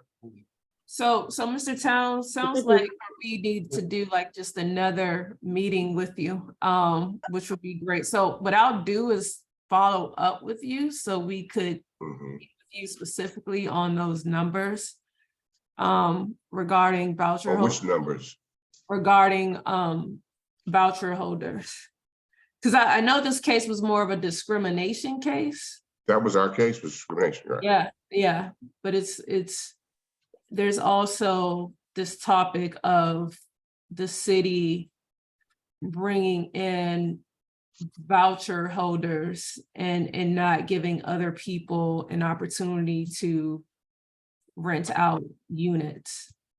Yeah, it's not, can I just say, it's not necessarily the voucher holders, it's the landlords getting overpaid that's driving the issue. Income discrimination. So we'll need to follow up with you. And I believe there's some legislation being, if I'm not incorrect, being at least proposed to hopefully stop that. But we definitely are willing to sit down and talk. So what I'll do is follow up with you because I have to move on with the agenda for tonight. Okay. I'm sorry, everyone, but this was a great discussion with you, Mr. Towns. But we would definitely follow up with you. Sure. So right. thank you so much for joining us tonight. And thank you everyone for your questions. Sorry. Thank you. Moving on to the next item on the agenda is we have DC Water. Is anyone here from DC Water? We're here. How are you doing? Thank you. Very good. For Very good, joining. Chairperson David. So according to some correspondence that we had with Commissioner Mehta this morning, we understand that the desire was to start off with the Q&A. We do have some slides prepared, not necessarily to go through a presentation, as you will, but we do have some slides prepared that will hopefully help to answer some of the questions. So I think with that, Commissioner Mehta, if there are some questions that you have, and Jarrell, if you can bring the slides up in the meantime, just so they're up on the screen.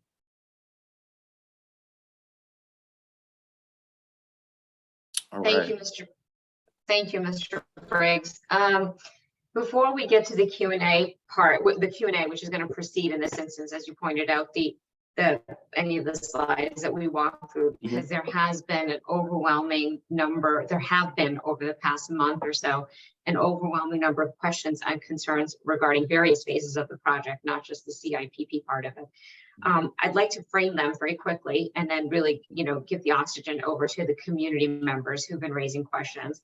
The first set of concerns and questions, if I can generally categorize them, relate, in my mind at least, to communications, frankly. And I will be really blunt in saying that it is really a shortfall in communications around things involving strong odors, which alarm people because they don't know why they're, smelling a very strong odor on a particular day and haven't been given advance notice. That's just simply one example. Or extremely loud boulder crushing, for example, which for the many people who are working at home right now, just a little bit of advance notice could, prevent people from having to scramble to figure out what to do. That is, I'm going to put those on the communications category. And you did, Mr. Briggs, present a very nice and I thought ambitious plan towards communications, but so far haven't seen a full implementation of that plan. So we're hoping you can address that tonight with things related to door hangers, posters, and also in particular to the folks on Audubon Terrace, who unfortunately so far have not been viewed by DC Water as stakeholders. And my request tonight officially is that you include them in that bubble and then sort of take up a more robust communications plan. The second part of concerns over the past few months, and I'm sure somebody in the community will raise them, relates to the bypass piping and the welding of the bypass piping, which I understand to be a bit of a way to create a detour or an off-ramp for the current pipes that are being relined so that the sewage water can be rerouted, at least for a temporary period, while the old pipes are being relined. And my understanding is there isn't a permit for that, and there is not going to be a permit for that work. But there are, in fact, concerns about water quality and emissions into the water during that process. And then finally, there is still there's still out there the outstanding set of concerns related to the CIPP process, which we now understand will begin in approximately 6 weeks, give or take, depending on weather and other kinds of intervening factors.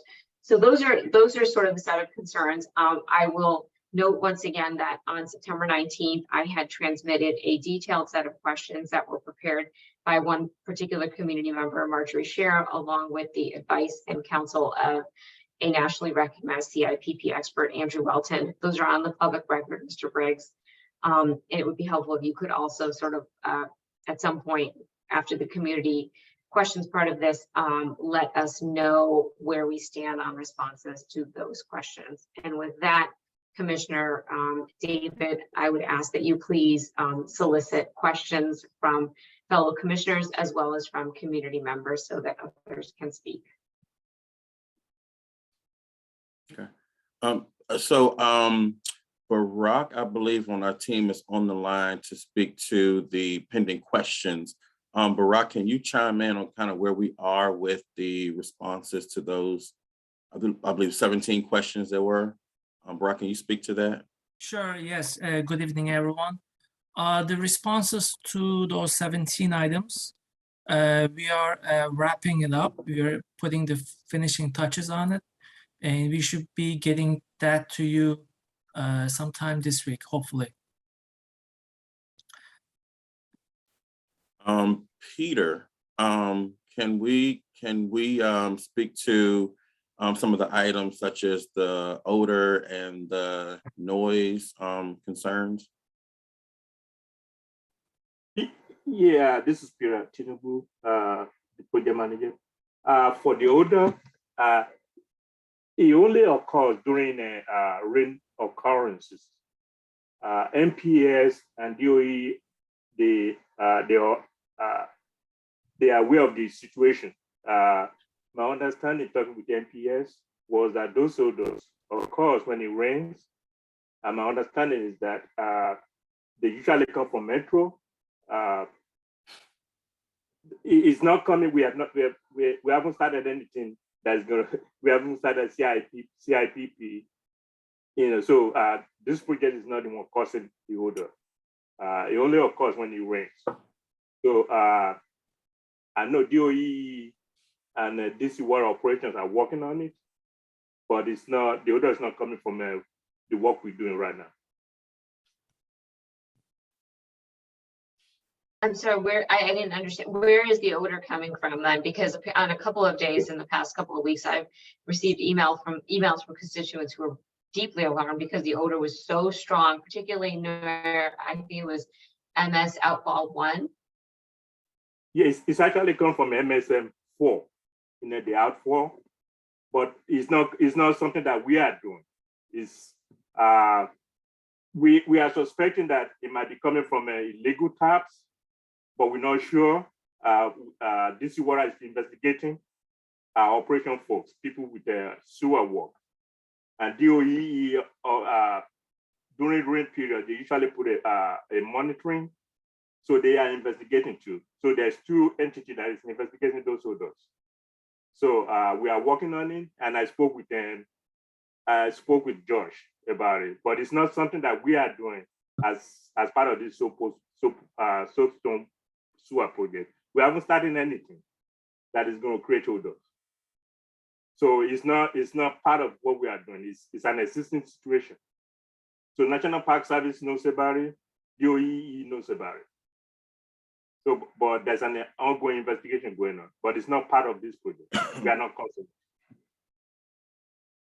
So I'm sorry, I'm not following this. So there's an odor coming from your work site, but it has nothing to do with the work that DC Water is doing, but you don't know what is causing the odor.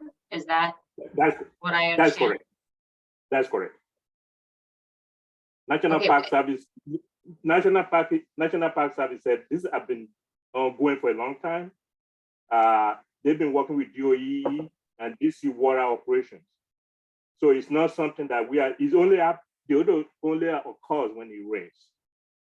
Is it possible that the odor is coming from the welding of the pipes for the bypass system? No, the fusion of the pipe. I mean, just it's a one-time. You can't even unless you are close to the pipe. It's not something. The odor that the complaint is about is during when there's a rain. That's the way I understand it. Talking to Josh, one of your residents living around that area. So it's not something. Concerning the fusing of the bypass pipe, that's a different odor. That's a different issue. But my understanding, what the complaint that came from Josh this weekend, that is an existing odor that has been ongoing for a long time before this project starts.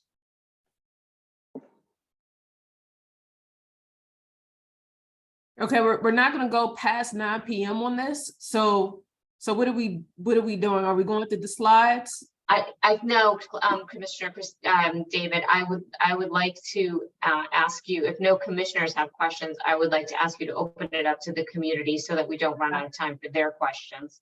Okay, and then just submit the presentation 2 hours. Let's see how much time we have left. Let's start, please, with the questions from the community. Has anyone, let me, can you remove your screen or the presentation? Has anyone? Let's take that down, Jarrell. Let's take that. Yeah. So I've got 2 questions right now. Thank you so much for that. Because I couldn't see. So sorry, I couldn't see the order. So I'm going to start with Mitch and then Terry. And then Marjorie. Thank you, Commissioner. The problem, Emmanuel, is that your outreach and communications plan is horrible. That you have promised stuff as part of that plan, have not delivered. We need a promise from you to improve that communication plan.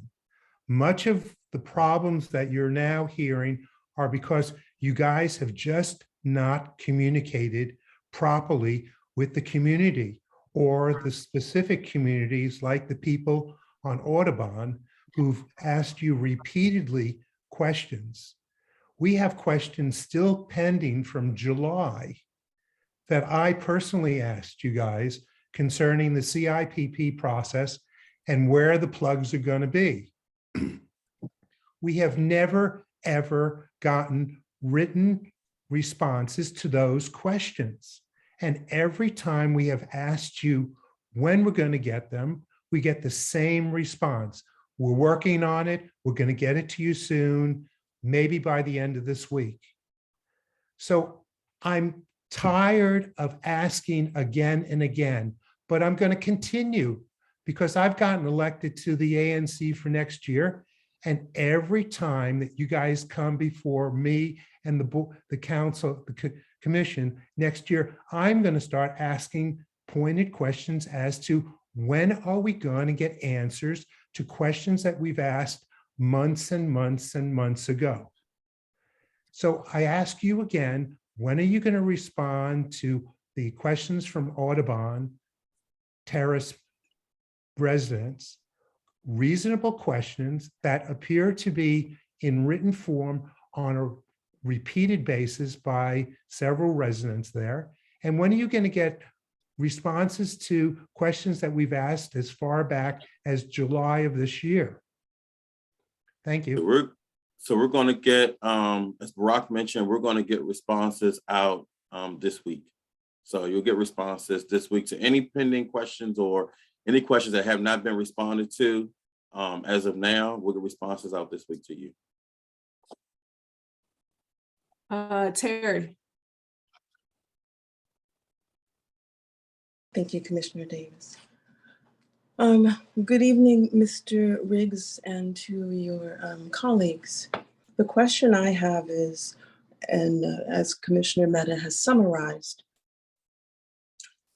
is if on your site there is an odor, but it's not coming from where it might be understood or thought or believed where it should come from, is there a plan now, or will there be a plan developed that would include an emergency component when you do receive a notification that you have an action team go out and check for particulates in the air and check for particulates in the water at that time, to at least determine what particulates you're dealing with, even if it's not coming from the location or site that you deem it should be coming from?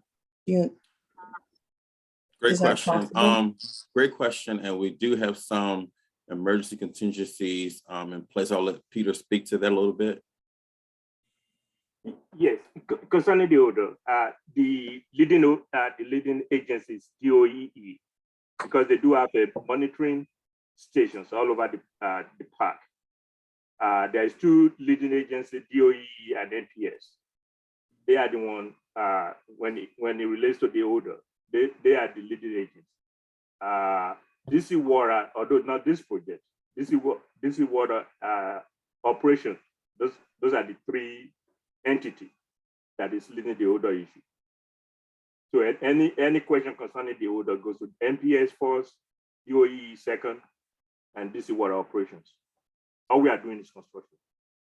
Okay, thank you so much. Now, when it comes to DOEE and these reports, because you're using what seems to be an electronic system monitoring stations, have you used or accessed those reports to then go back and cross-check to determine where this is coming from so that you can better answer questions of those who live 24/7 around these sites? And I say 24/7 because the crew most likely, it possibly does not live in the area.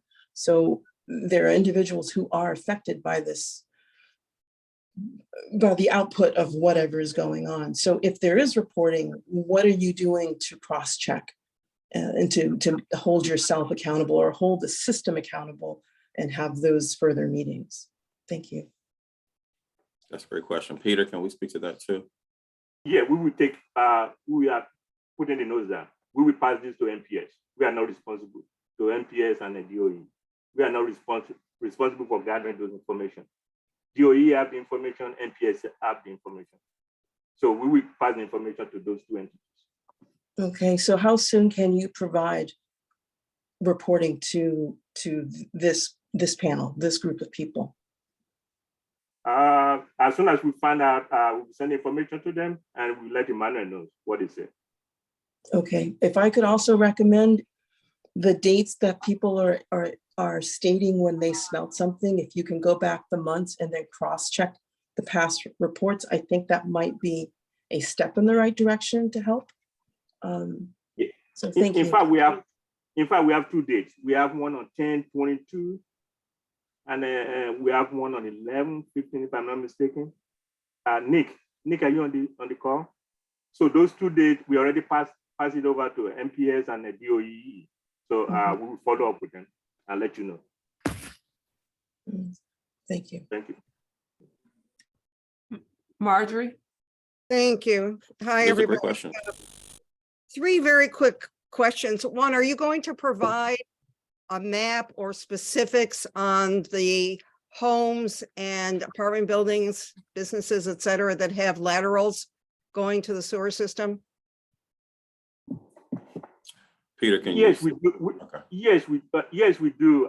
In fact, we gave that information to Josh this week. We can give it to Emmanuel. We already have it. We gave it to Josh. He asked for it. We gave it to him this week. We can give it to anybody that wants it. All right, because you understand the importance of that for the residents.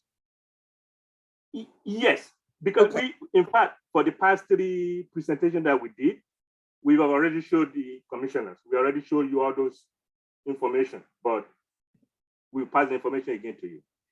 Thank you. And just so you know, before we get to the next questions, all of these questions that come up tonight, we are noting these down in our notes.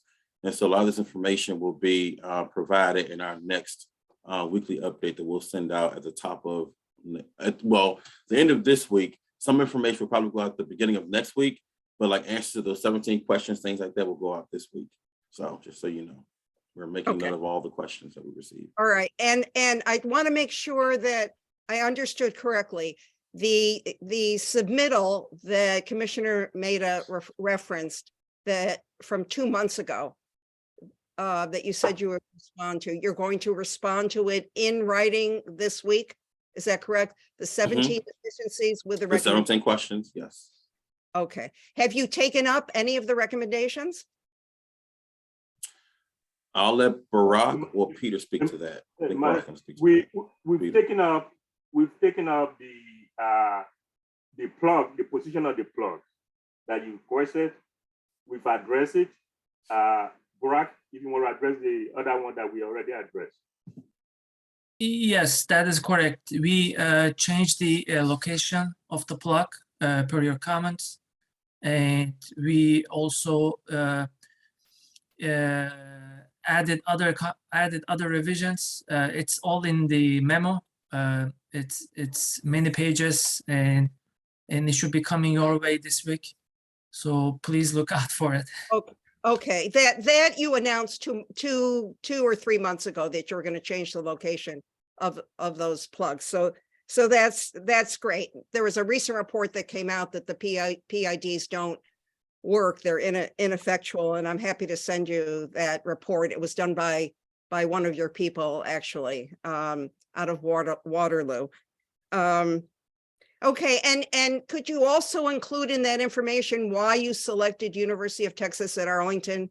Because they have a very important role in the monitoring and the testing. And as far as I understand and can see, they have had absolutely no experience, yet DC Water specified when they went to the Water Research Foundation that they wanted University of Texas. So I wondered why you selected them when they've had no experience doing this. I believe University of Texas at Arlington has experience doing air quality site monitoring for CIPP. If you could include operations. that in your submittal, I would really appreciate that. Thank you. Commissioner Tanderick and then Commissioner Meta. I was just gonna quickly check if any question in the chat. So I know there's a couple of them from Tara and Gail. So one's from Tara. Says those questions won't be answered before DC grants of boiler permits. I'm not sure if you answered that question. And then one from Gail on, will the improvement projects resolve the smells that happen after rains? And then also, what was the cause of the odor on the public streets? For the first question, I think that was with the questions being answered before the boiler permit. Well, the questions will be answered this week. The boiler permit, we're still working on that, but either way, the questions will be answered this week. As far as the odor, what was the second question? I'm sorry. Odor after it From rains. Gail on, will the improvement projects resolve the smells that happen after rain? Yeah, Iman, I think we just answered, and we said we're going to get back to the commissioners. Okay. DOE and NPA is supposed to be. Okay. They are the leading agency for those. Okay. And the third one was Commissioner Tender. The third question. Well, yes, it's asking what was the cause. Tara asked what was the cause of the chemical odor smelled on the public street. Yeah, it's the same thing with DOE and NPS. Right. DC Water hasn't causing anything yet. So you're going to follow up with that question? Is that what you're saying? Yes. Yes. Okay. We will follow up with the NPS and DOE. Okay. DOE have a monitoring system that they put all over the park. So trying to find out what the cause of those odors are. So we will follow up with them. Okay. Commissioner Meta. Sure, Mr. Rice, it's really important that we get a clear and publicly stated commitment by DC Water to contact individually any home, business, apartment building, residents in the apartment building who are connected directly to the lateral sewer lines of work of the CIPP work before it commences, what they should be doing as a practical matter to limit any of the gases coming through the lateral sewer lines, and anything else they should be aware of. I can't anticipate all that because this isn't my business, but I can't stress how important it is to let people know in advance. And those who are directly connected, I believe, have a much higher importance in terms of knowing well in advance before this work commences. I haven't seen that kind of outreach so far. Understood. And just so you know, to get back to your concerns about the communications plan, and Pete, I'm sorry, I jumped in front of you. We do plan to do some other kinds of kind of door hangers and droppings and kind of next door, door to door and canvassing. We do understand that the CIPP is, it's the big event. That's the thing that, we've been working towards, and understand that, although the community certainly is in support of this project getting done, that is the piece that has caused a lot of concern. So we will be implementing as much outreach as we can in terms of reaching out to customers and things, let them know what to expect what it will look like and things like that. So we do plan to implement a lots of, I call it hand holding, but we do intend to implement as much as we can for that process, before the process and throughout the process. Peter, you had something that you wanted to add in too? Yeah, I'm just going to follow up that we've identified only 11 houses on Audubon that is going to be directly affected. And that's the map that we gave to Josh this week. We've identified those 11 houses. And this is what already put a plan together that we, that Burak is sent to DOE for their input. And we already got your ANC inputs into it too, because that's why you guys requested that we change the position of the plot. So we know exactly where those houses is. And we'll be doing this all over the city. There's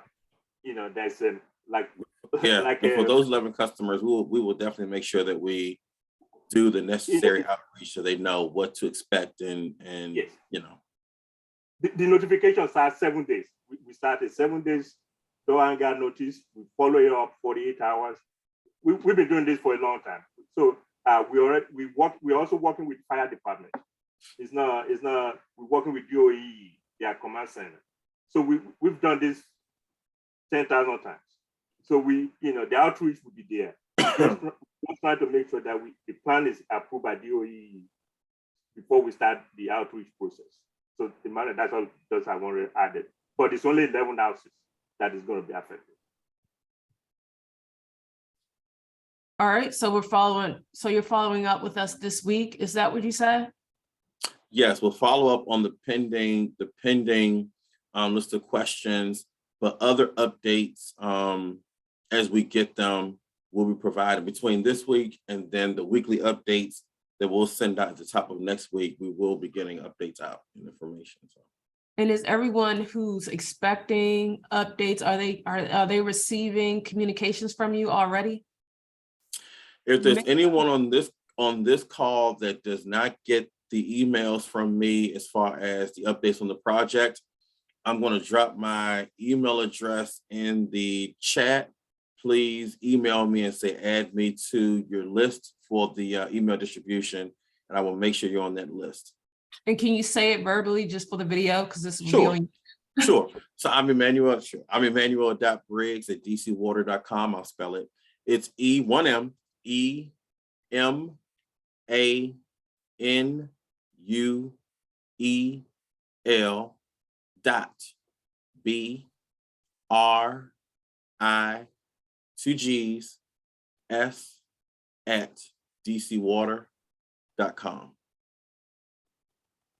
Okay, thank you. Deepa, did you have another question? I do not, thank you. Okay, thank you. One quick, I know we're over your stated time cut. I think that without going through the slide presentation, could you give a 30-second overview on the schedule where it currently stands? Okay. Peter or Kevin, do you want to give us a brief? We say schedule would be where we are today, an update. Yeah, I think Jerome, can you just go over this? Okay.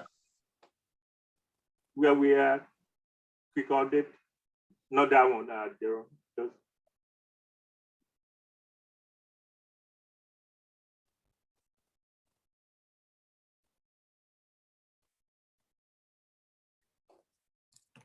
Okay, can you see now? Sorry, I was muted. Yes. All right. Status update. Without going through the whole presentation. Right, Please. understood. Thank you. Okay, so currently there's still stream work going on at Site 1. We expect that work to continue. And Site 1 is near the Park Van Ness apartments, so we expect that work to continue through the end of the year through December. So far we have about 15 trees remaining to be removed at Site 1. We're coordinating with some of the agencies there to see if we can save some of those trees. And also most of our activities are taking place at Site 1, and then we're also doing a bypass, and we've started doing sewer inspections with the CCTV. There's a map and I could show you for that. And then also we've completed the reconstruction of outfall F117.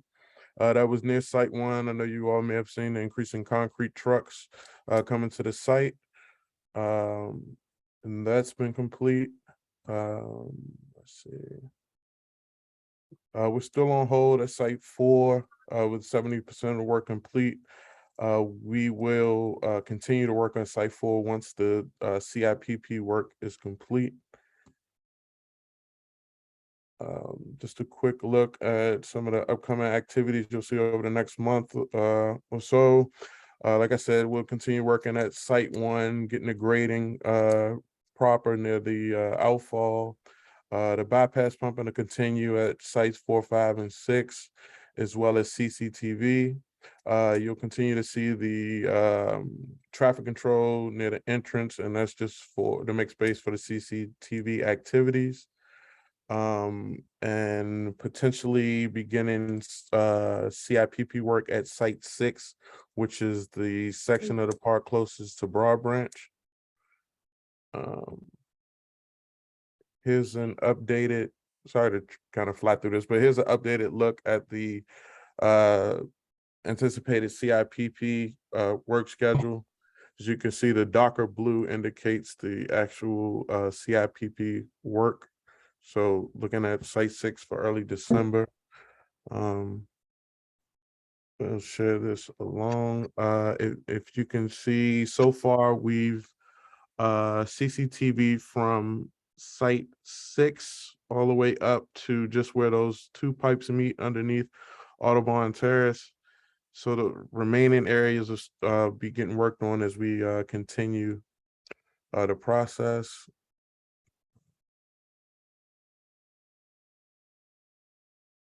Outside of that, we'll keep making those improvements to the construction entrance on Albemarle. And as I mentioned before, the CCTV work and setup will continue near Broad Branch Road.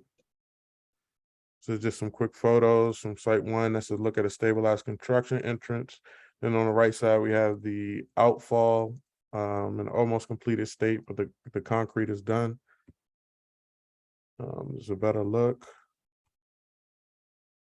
Just some shots from Site 4, showing the walkway and the stairs. This is just a quick look at the stabilized entrance for an access path with the bypass piping at Site 5. The updated look at our tree chart. The things that changed from the last time we met. We had removed 5 trees from Site 1, so there are 15 trees remaining. And as I mentioned, we are working with the agencies to see what trees may be able to be saved. So that's ongoing. And the winner for Jarrell, thank you so much. Thank you. Sorry to rush through that. Appreciate seeing you every month. All right. And we'll email the slides too. So okay. Thank you so much, team, DC Water team. We'll looking forward to hearing from you this week, and we'll see you next month. Yep. Thank you. Thank you. Thank you. Now moving on to the next you. item. Yes. Now moving on to the next item on our agenda is the UDC tennis court lights resolution, which is going to be quick. David will speak on it, and we'll get feedback from Juanita, who's still on. Thank you, Chair David. If you could let me show my screen, I'll try to go through this really quickly. This is, again, a resolution in support of the UDC tennis lights. Yep. Are you doing that? Am I sharing? Hang on a sec. Whoops. Hold on. You know me, I'm a little clunky. It's a little late. And here we go. So this is a resolution in support of the UDC tennis lights. I won't go through the whereas, but I think one of the whereases to go through is there's been a pretty good support for these, getting the tennis courts. They've been wonderfully renovated. They've got lights. There's a petition with 500 signatures to get it on. UDC has graciously put together the Phoenix Tennis Club that's underway. And now the next part of that is trying to get the tennis courts lights on. And there was I think UDC did a test back in August. And then did a survey afterwards. And I think the response was, I don't know, let Juanita talk about the response, but I don't think there's much of a response. So I think now the next step is really to try and get this going. And so there's essentially asking that the tennis court lights beyond, this is where the be it resolved as that they used to be extended from 6 p.m. to 11 p.m. on weekends and 6 to 10 on Sunday through Thursday. We're also looking to get a system that allows better, easier access for paying community members. I understand part of the issue that was raised was really the staffing on that part. So I think this is a way to hopefully help get more access. And then I think the other issue that was raised, another issue that was raised was the notion of the lack of security or potential damage that might happen to the court. So there's a part of the resolution, be it resolved, that there'll be DC surveillance cameras installed. So this is what essentially the meat of the resolution. It's a draft. And I want to at least recognize John Young, who's been working on this. I don't know if John, if we could give John a minute or two to kind of chime in, because he's one of the forces behind this. Commissioner, I would like to speak before we get to the community. Yes, Juanita. Thank you. Commissioner Castile, did you finish? Yeah, I'm finished. Okay. Juanita, please. Thank you, Commissioner David. So there's a few things. I want to go through the actual process of the zoning commission and what we have to do as a university, and then I'll get into the resolution. So the way that the process works, the university has to request that our campus master plan is modified to include the lights being on past what they are currently allowed to be on with our current campus master plan that was approved with the resolution of support by the ANC3F back in earlier this year. We are going to request that modification. That modification will request that the lights be able to stay on until 8 p.m. That is the time that we, as a university, can sufficiently manage the courts, have someone there to lock them up. That's where we are right now. So our request will be that our courts are open, or that the tennis lights can be on until 8 p.m. and that's daily, Monday through Sunday. We did do the survey back in early September, late August, early September.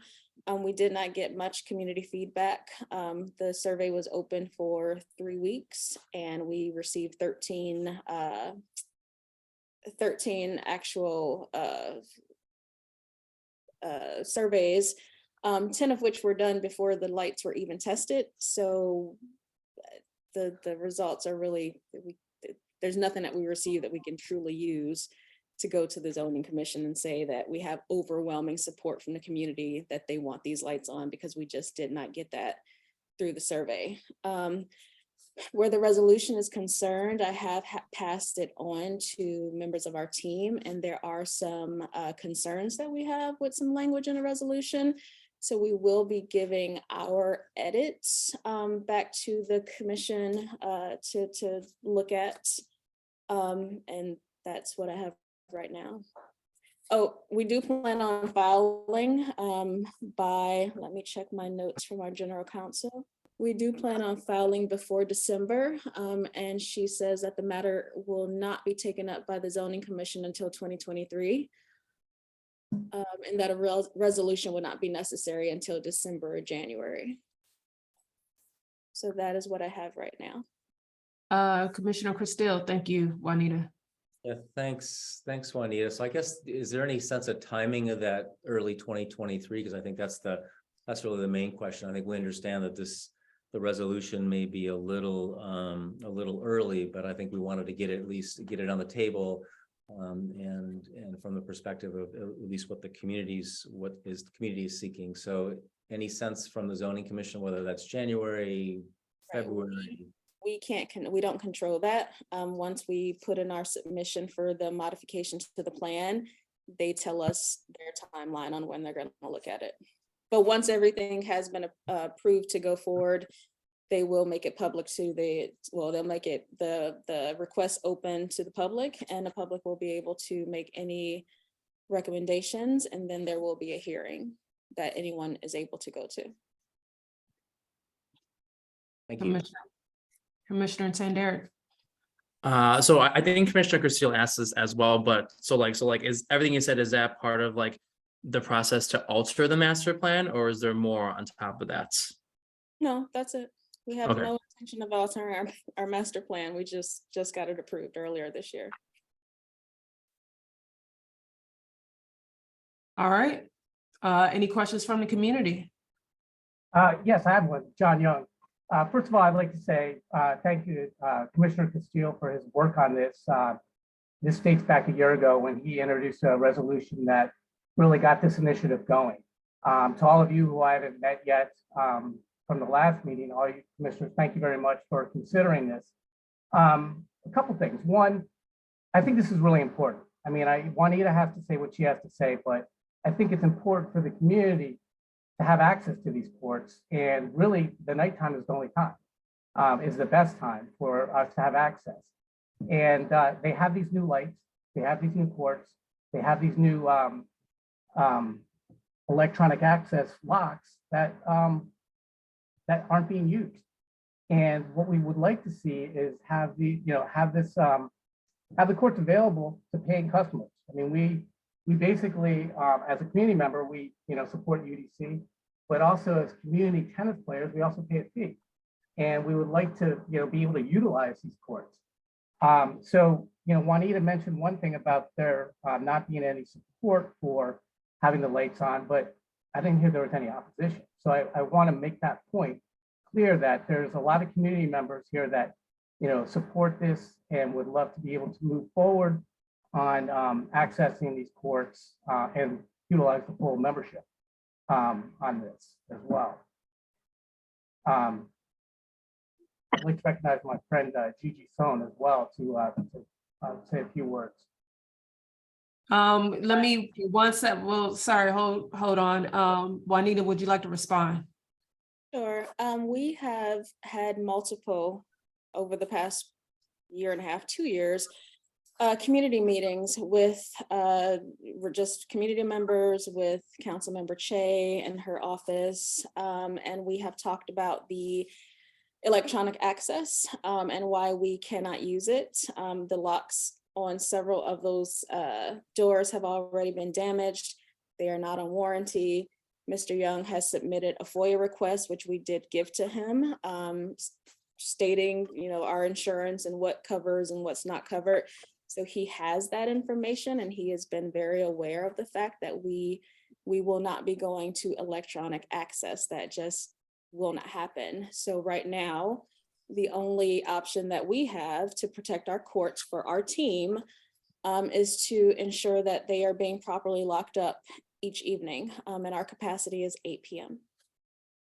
All right, so we've got 2 more items on our agenda, and Juanita did say that their capacity can only hold until like 8 p.m. So is there anything else? If I could just Yeah, give I me think 30 there's more to seconds. this. Just give me 30 seconds, okay? First of all, I want to thank David. I want to thank the ANC, and I want to thank Juanita. We've been a pain in her butt, and unfortunately, we're going to continue to be a pain in her butt until we get full access. And so far, it's working out pretty well. I do not think, the only thing that I will say is I hope we can get access to the lights very soon without delay. But also, I think we need to continue to have the conversation about electronic access, and I'll say quite simply, and then I'll stop. It's not a staffing problem if we have electronic access. The staffing problems go away if the paying customers, we're paying $200 a year, have electronic access.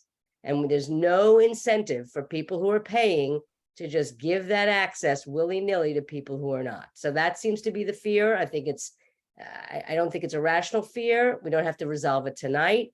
But if we can at least move forward with the lights and then continue to talk about how we fix the electronic access, that would make paying customers like me very happy. But I do want to thank everybody for considering this and for UDC for opening up the courts, because they're marvelous. I love playing on them. I wish they were open more. Juanita, have you got a response? This time, thank you. Thank you. Terry, and then we have to move on. Thank you. I will only say this small part to explain why this is interesting to me. I'm a former competitive ranked tennis player, love playing tennis. Haven't played for a while, but my concern is, and I was thrilled to see that this is, and I signed up to be part of the UDC Tennis Club. My concern with the electronic access goes back to looking at the tennis courts at Forest Hills, and I have photographs to show it, people walking their pets on the tennis courts, which we know is unacceptable. So having electronic access, I can understand the convenience, but there is an accountability factor, and understanding that the UDC tennis team, it's a very good team, it's a great set of courts.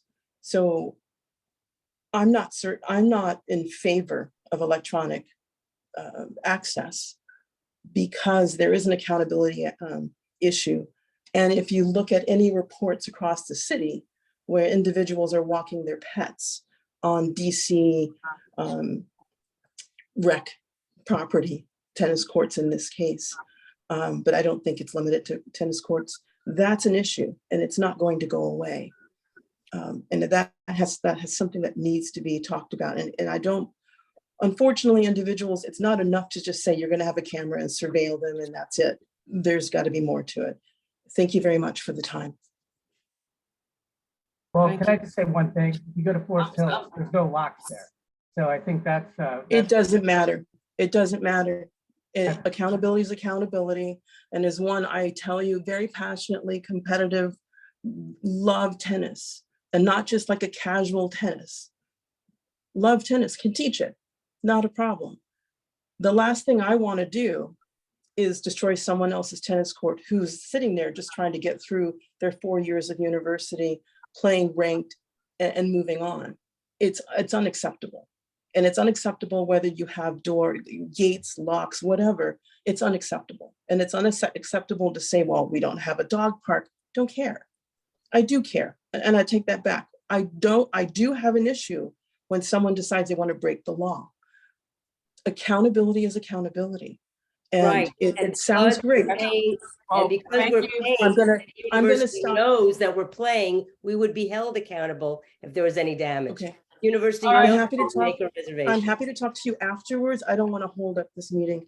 I don't think you have to be a competitive tennis player to be held accountable. Thank you. Thank you. And thank you, Juanita. I'd like to say thank you, Ms. Hewitt, for understanding the importance of the protection of the courts for our national champion tennis team, our women's tennis team, and understanding our concerns for our courts. Thank you.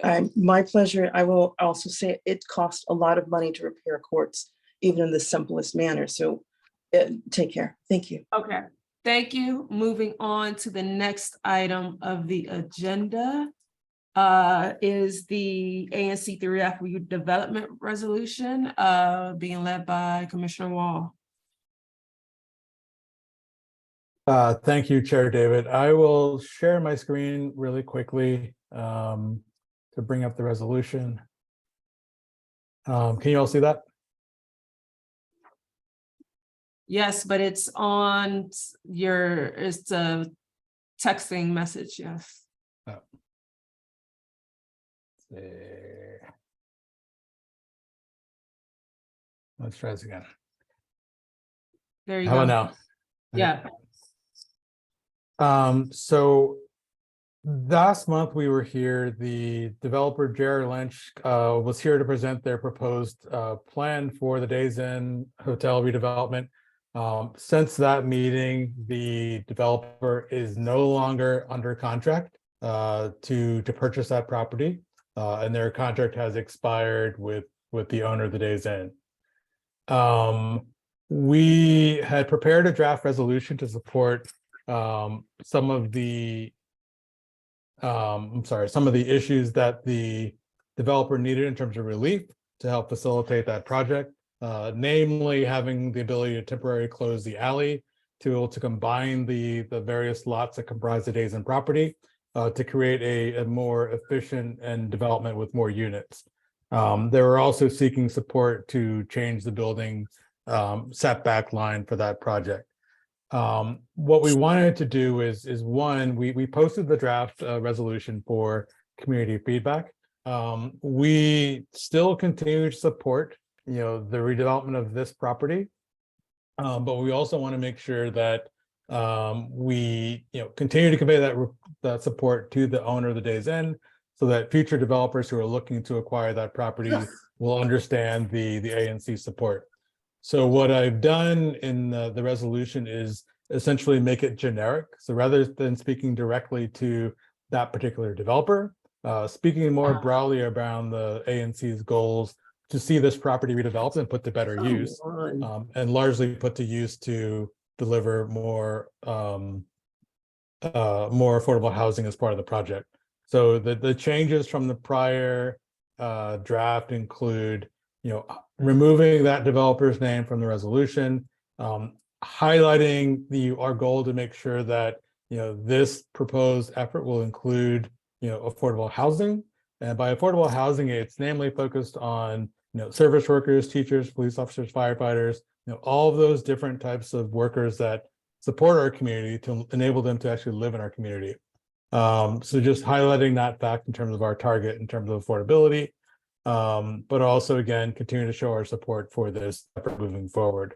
So presenting this as a draft yet again to allow the community to have further time to take a look at this resolution, and in particular the incoming commissioners-elect. Would encourage you all to take a look at this, since this will ultimately get implemented under your watch, going forward in the future. So please weigh in and take a look at this draft. So hopefully we can have a chance to vote on it next month. That's it.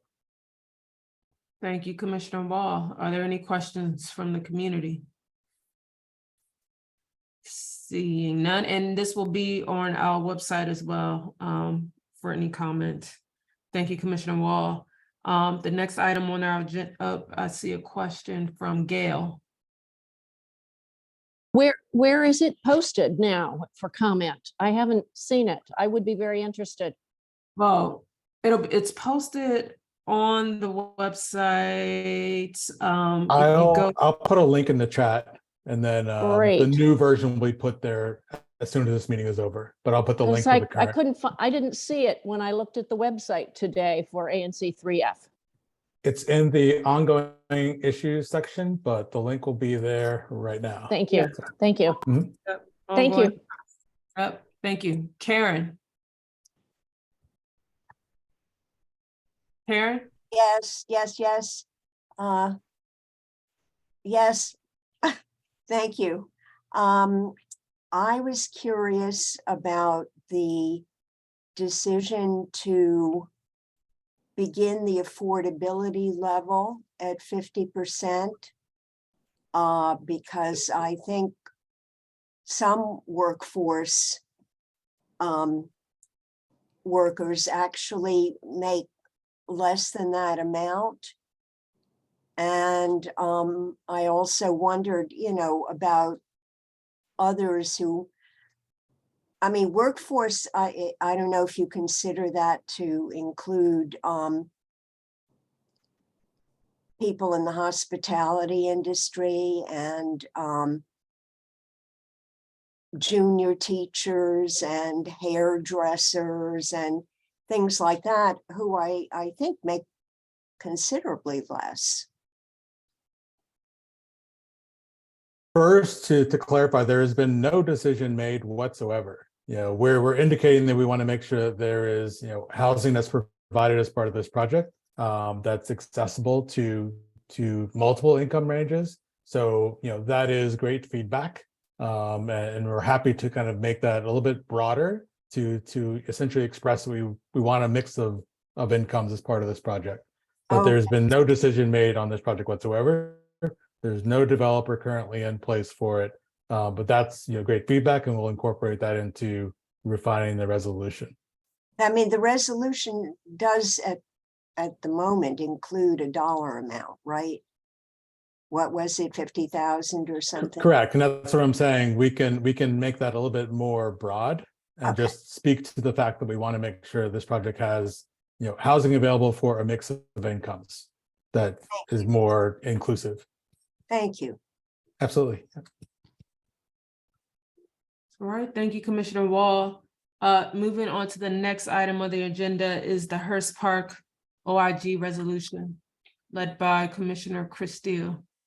Right, thank you, Chair David. Yeah, I'm gonna try to share my screen a little less clunkily right now because I know it's late, and I think still got Corey Levine, who's joined us from the Parks and Watersheds Committee.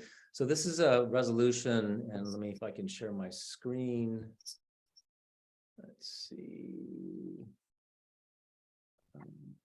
Whoops, wrong one.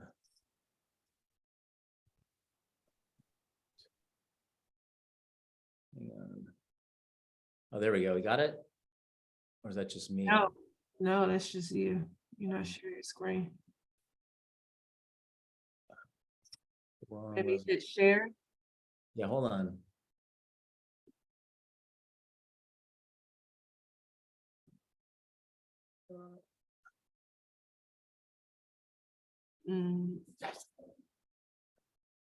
Let's see. It's still showing up with the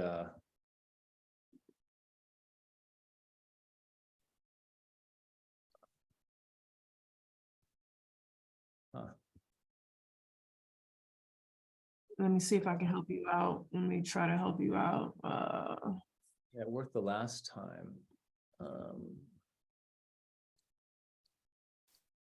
some Sorry. reason, it's still showing. This is not it, right? No. No. I've got it on my desktop. Okay. Sorry, folks. Let's see, one more time. Oh, there we go. Third time, second time. All right, so this is a resolution urging the Office of Inspector General to investigate the mishandling of the Hearst Park and Pool project. So it's open, and that's great, but along the ways there were some major problems and delays, and so this is a resolution that's related to trying to get to the bottom of the delays and the spending. And so I'm gonna, as I'm sharing my screen, there's a whereases. We know there were delays and lack of transparency in the construction decisions and implementation. We want to make sure, I mean, there were some claims made that they were within the budget of this project when we had a meeting around, I guess it was, gosh, it was almost 2 years ago now.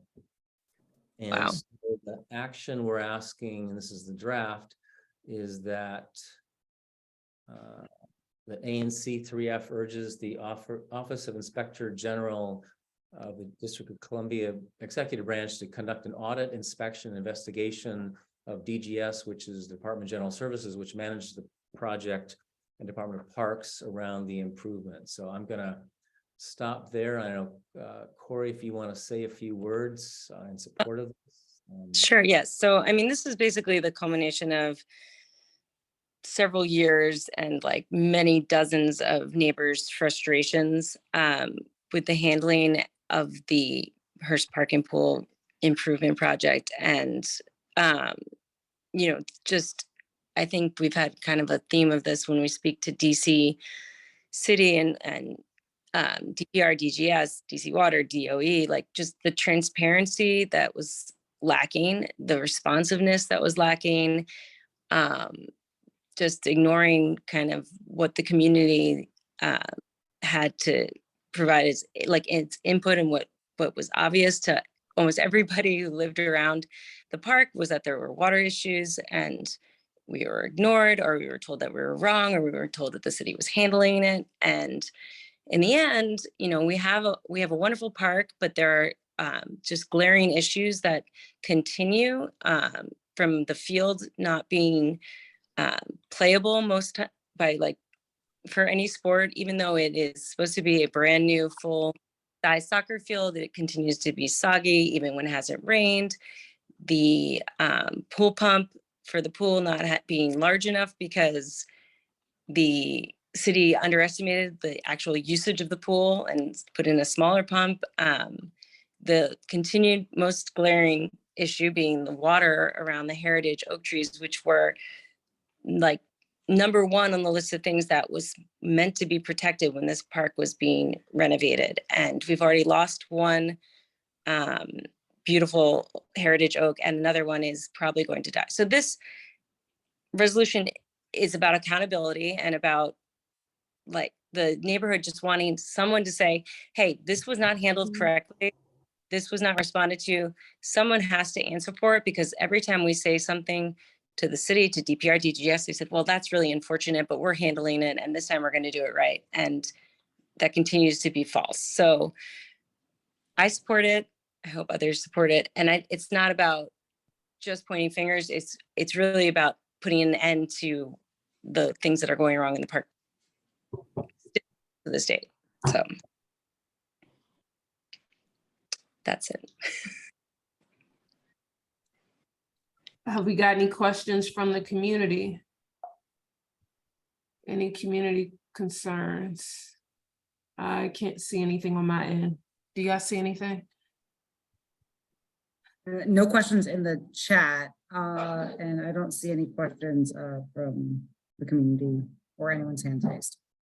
Yeah, thank you, Corey. And I think ANC3C actually passed a similar resolution last night. And I think Corey, you missed the earlier part that, you know, there is an interest in, you know, there's several ANCs that are, you know, going to be affected by this and following up. And so we hope that this will be, you know, there'll be 2 ANCs now, but hopefully, I know there's a couple of new commissioners in other ANCs, which will also be following this. So I think it's a good, you know, it's a good step. It's a step in the right direction. Hopefully we'll make some headway with them. Great. Commissioner Namath has a question. One thing I just noticed with the language, like I saw a reference in there when you had it up on screen to future 3F01 or something, the subsequent 3F01. I mean, the SMDs are renumbered right. with redistricting. So 3F01 is going to be my successor, SMD, which does not touch Hearst Park at all. So it'd probably be whatever James Tenderek's SMD is, which would be, is that 02 right now? Or is that going to be 02? Be 3A05, which will be Hans Miller. But you know, 3C isn't technically so it's really the neighbors. So like any neighboring community, I mean, there's going to be so many just around this park that are just a few blocks away. I agree. So just kind of, you may just want to kind of massage the language around some of those references just because of all the changes that are coming, just make it a bit more general, or just yeah, I think we can make it general, and we'll make sure the numbers are correct. Right. Yeah, just kind of massage that a little bit. Just it was a little hard because we're working on it now, and so right now it's 3F, but in 2 months it won't be. So it's I guess if it were supported and passed before January, it would still be a 3F resolution, right? I don't know how it works. it weird stuff, you know. It's funny. The other day I was I checked with the Board of Elections just to see what precinct I'm in. I just wanted to confirm. And you can just check your voter registration at the Board of Elections. So when I pulled it up, it listed my SMD now as 3F01, even though I represent 3F06. And it listed David Christile as my commissioner, which I thought was kind of funny since I actually, oh no, not, I actually represent 3F06, but it's just all jumbled up right now because of redistricting. So, yeah. All right, thank you for that. So the resolution will be on our website on ongoing issues. Please email us with any questions, comments. Moving on to the next item on the agenda is adjournment. Can I get a motion to adjourn?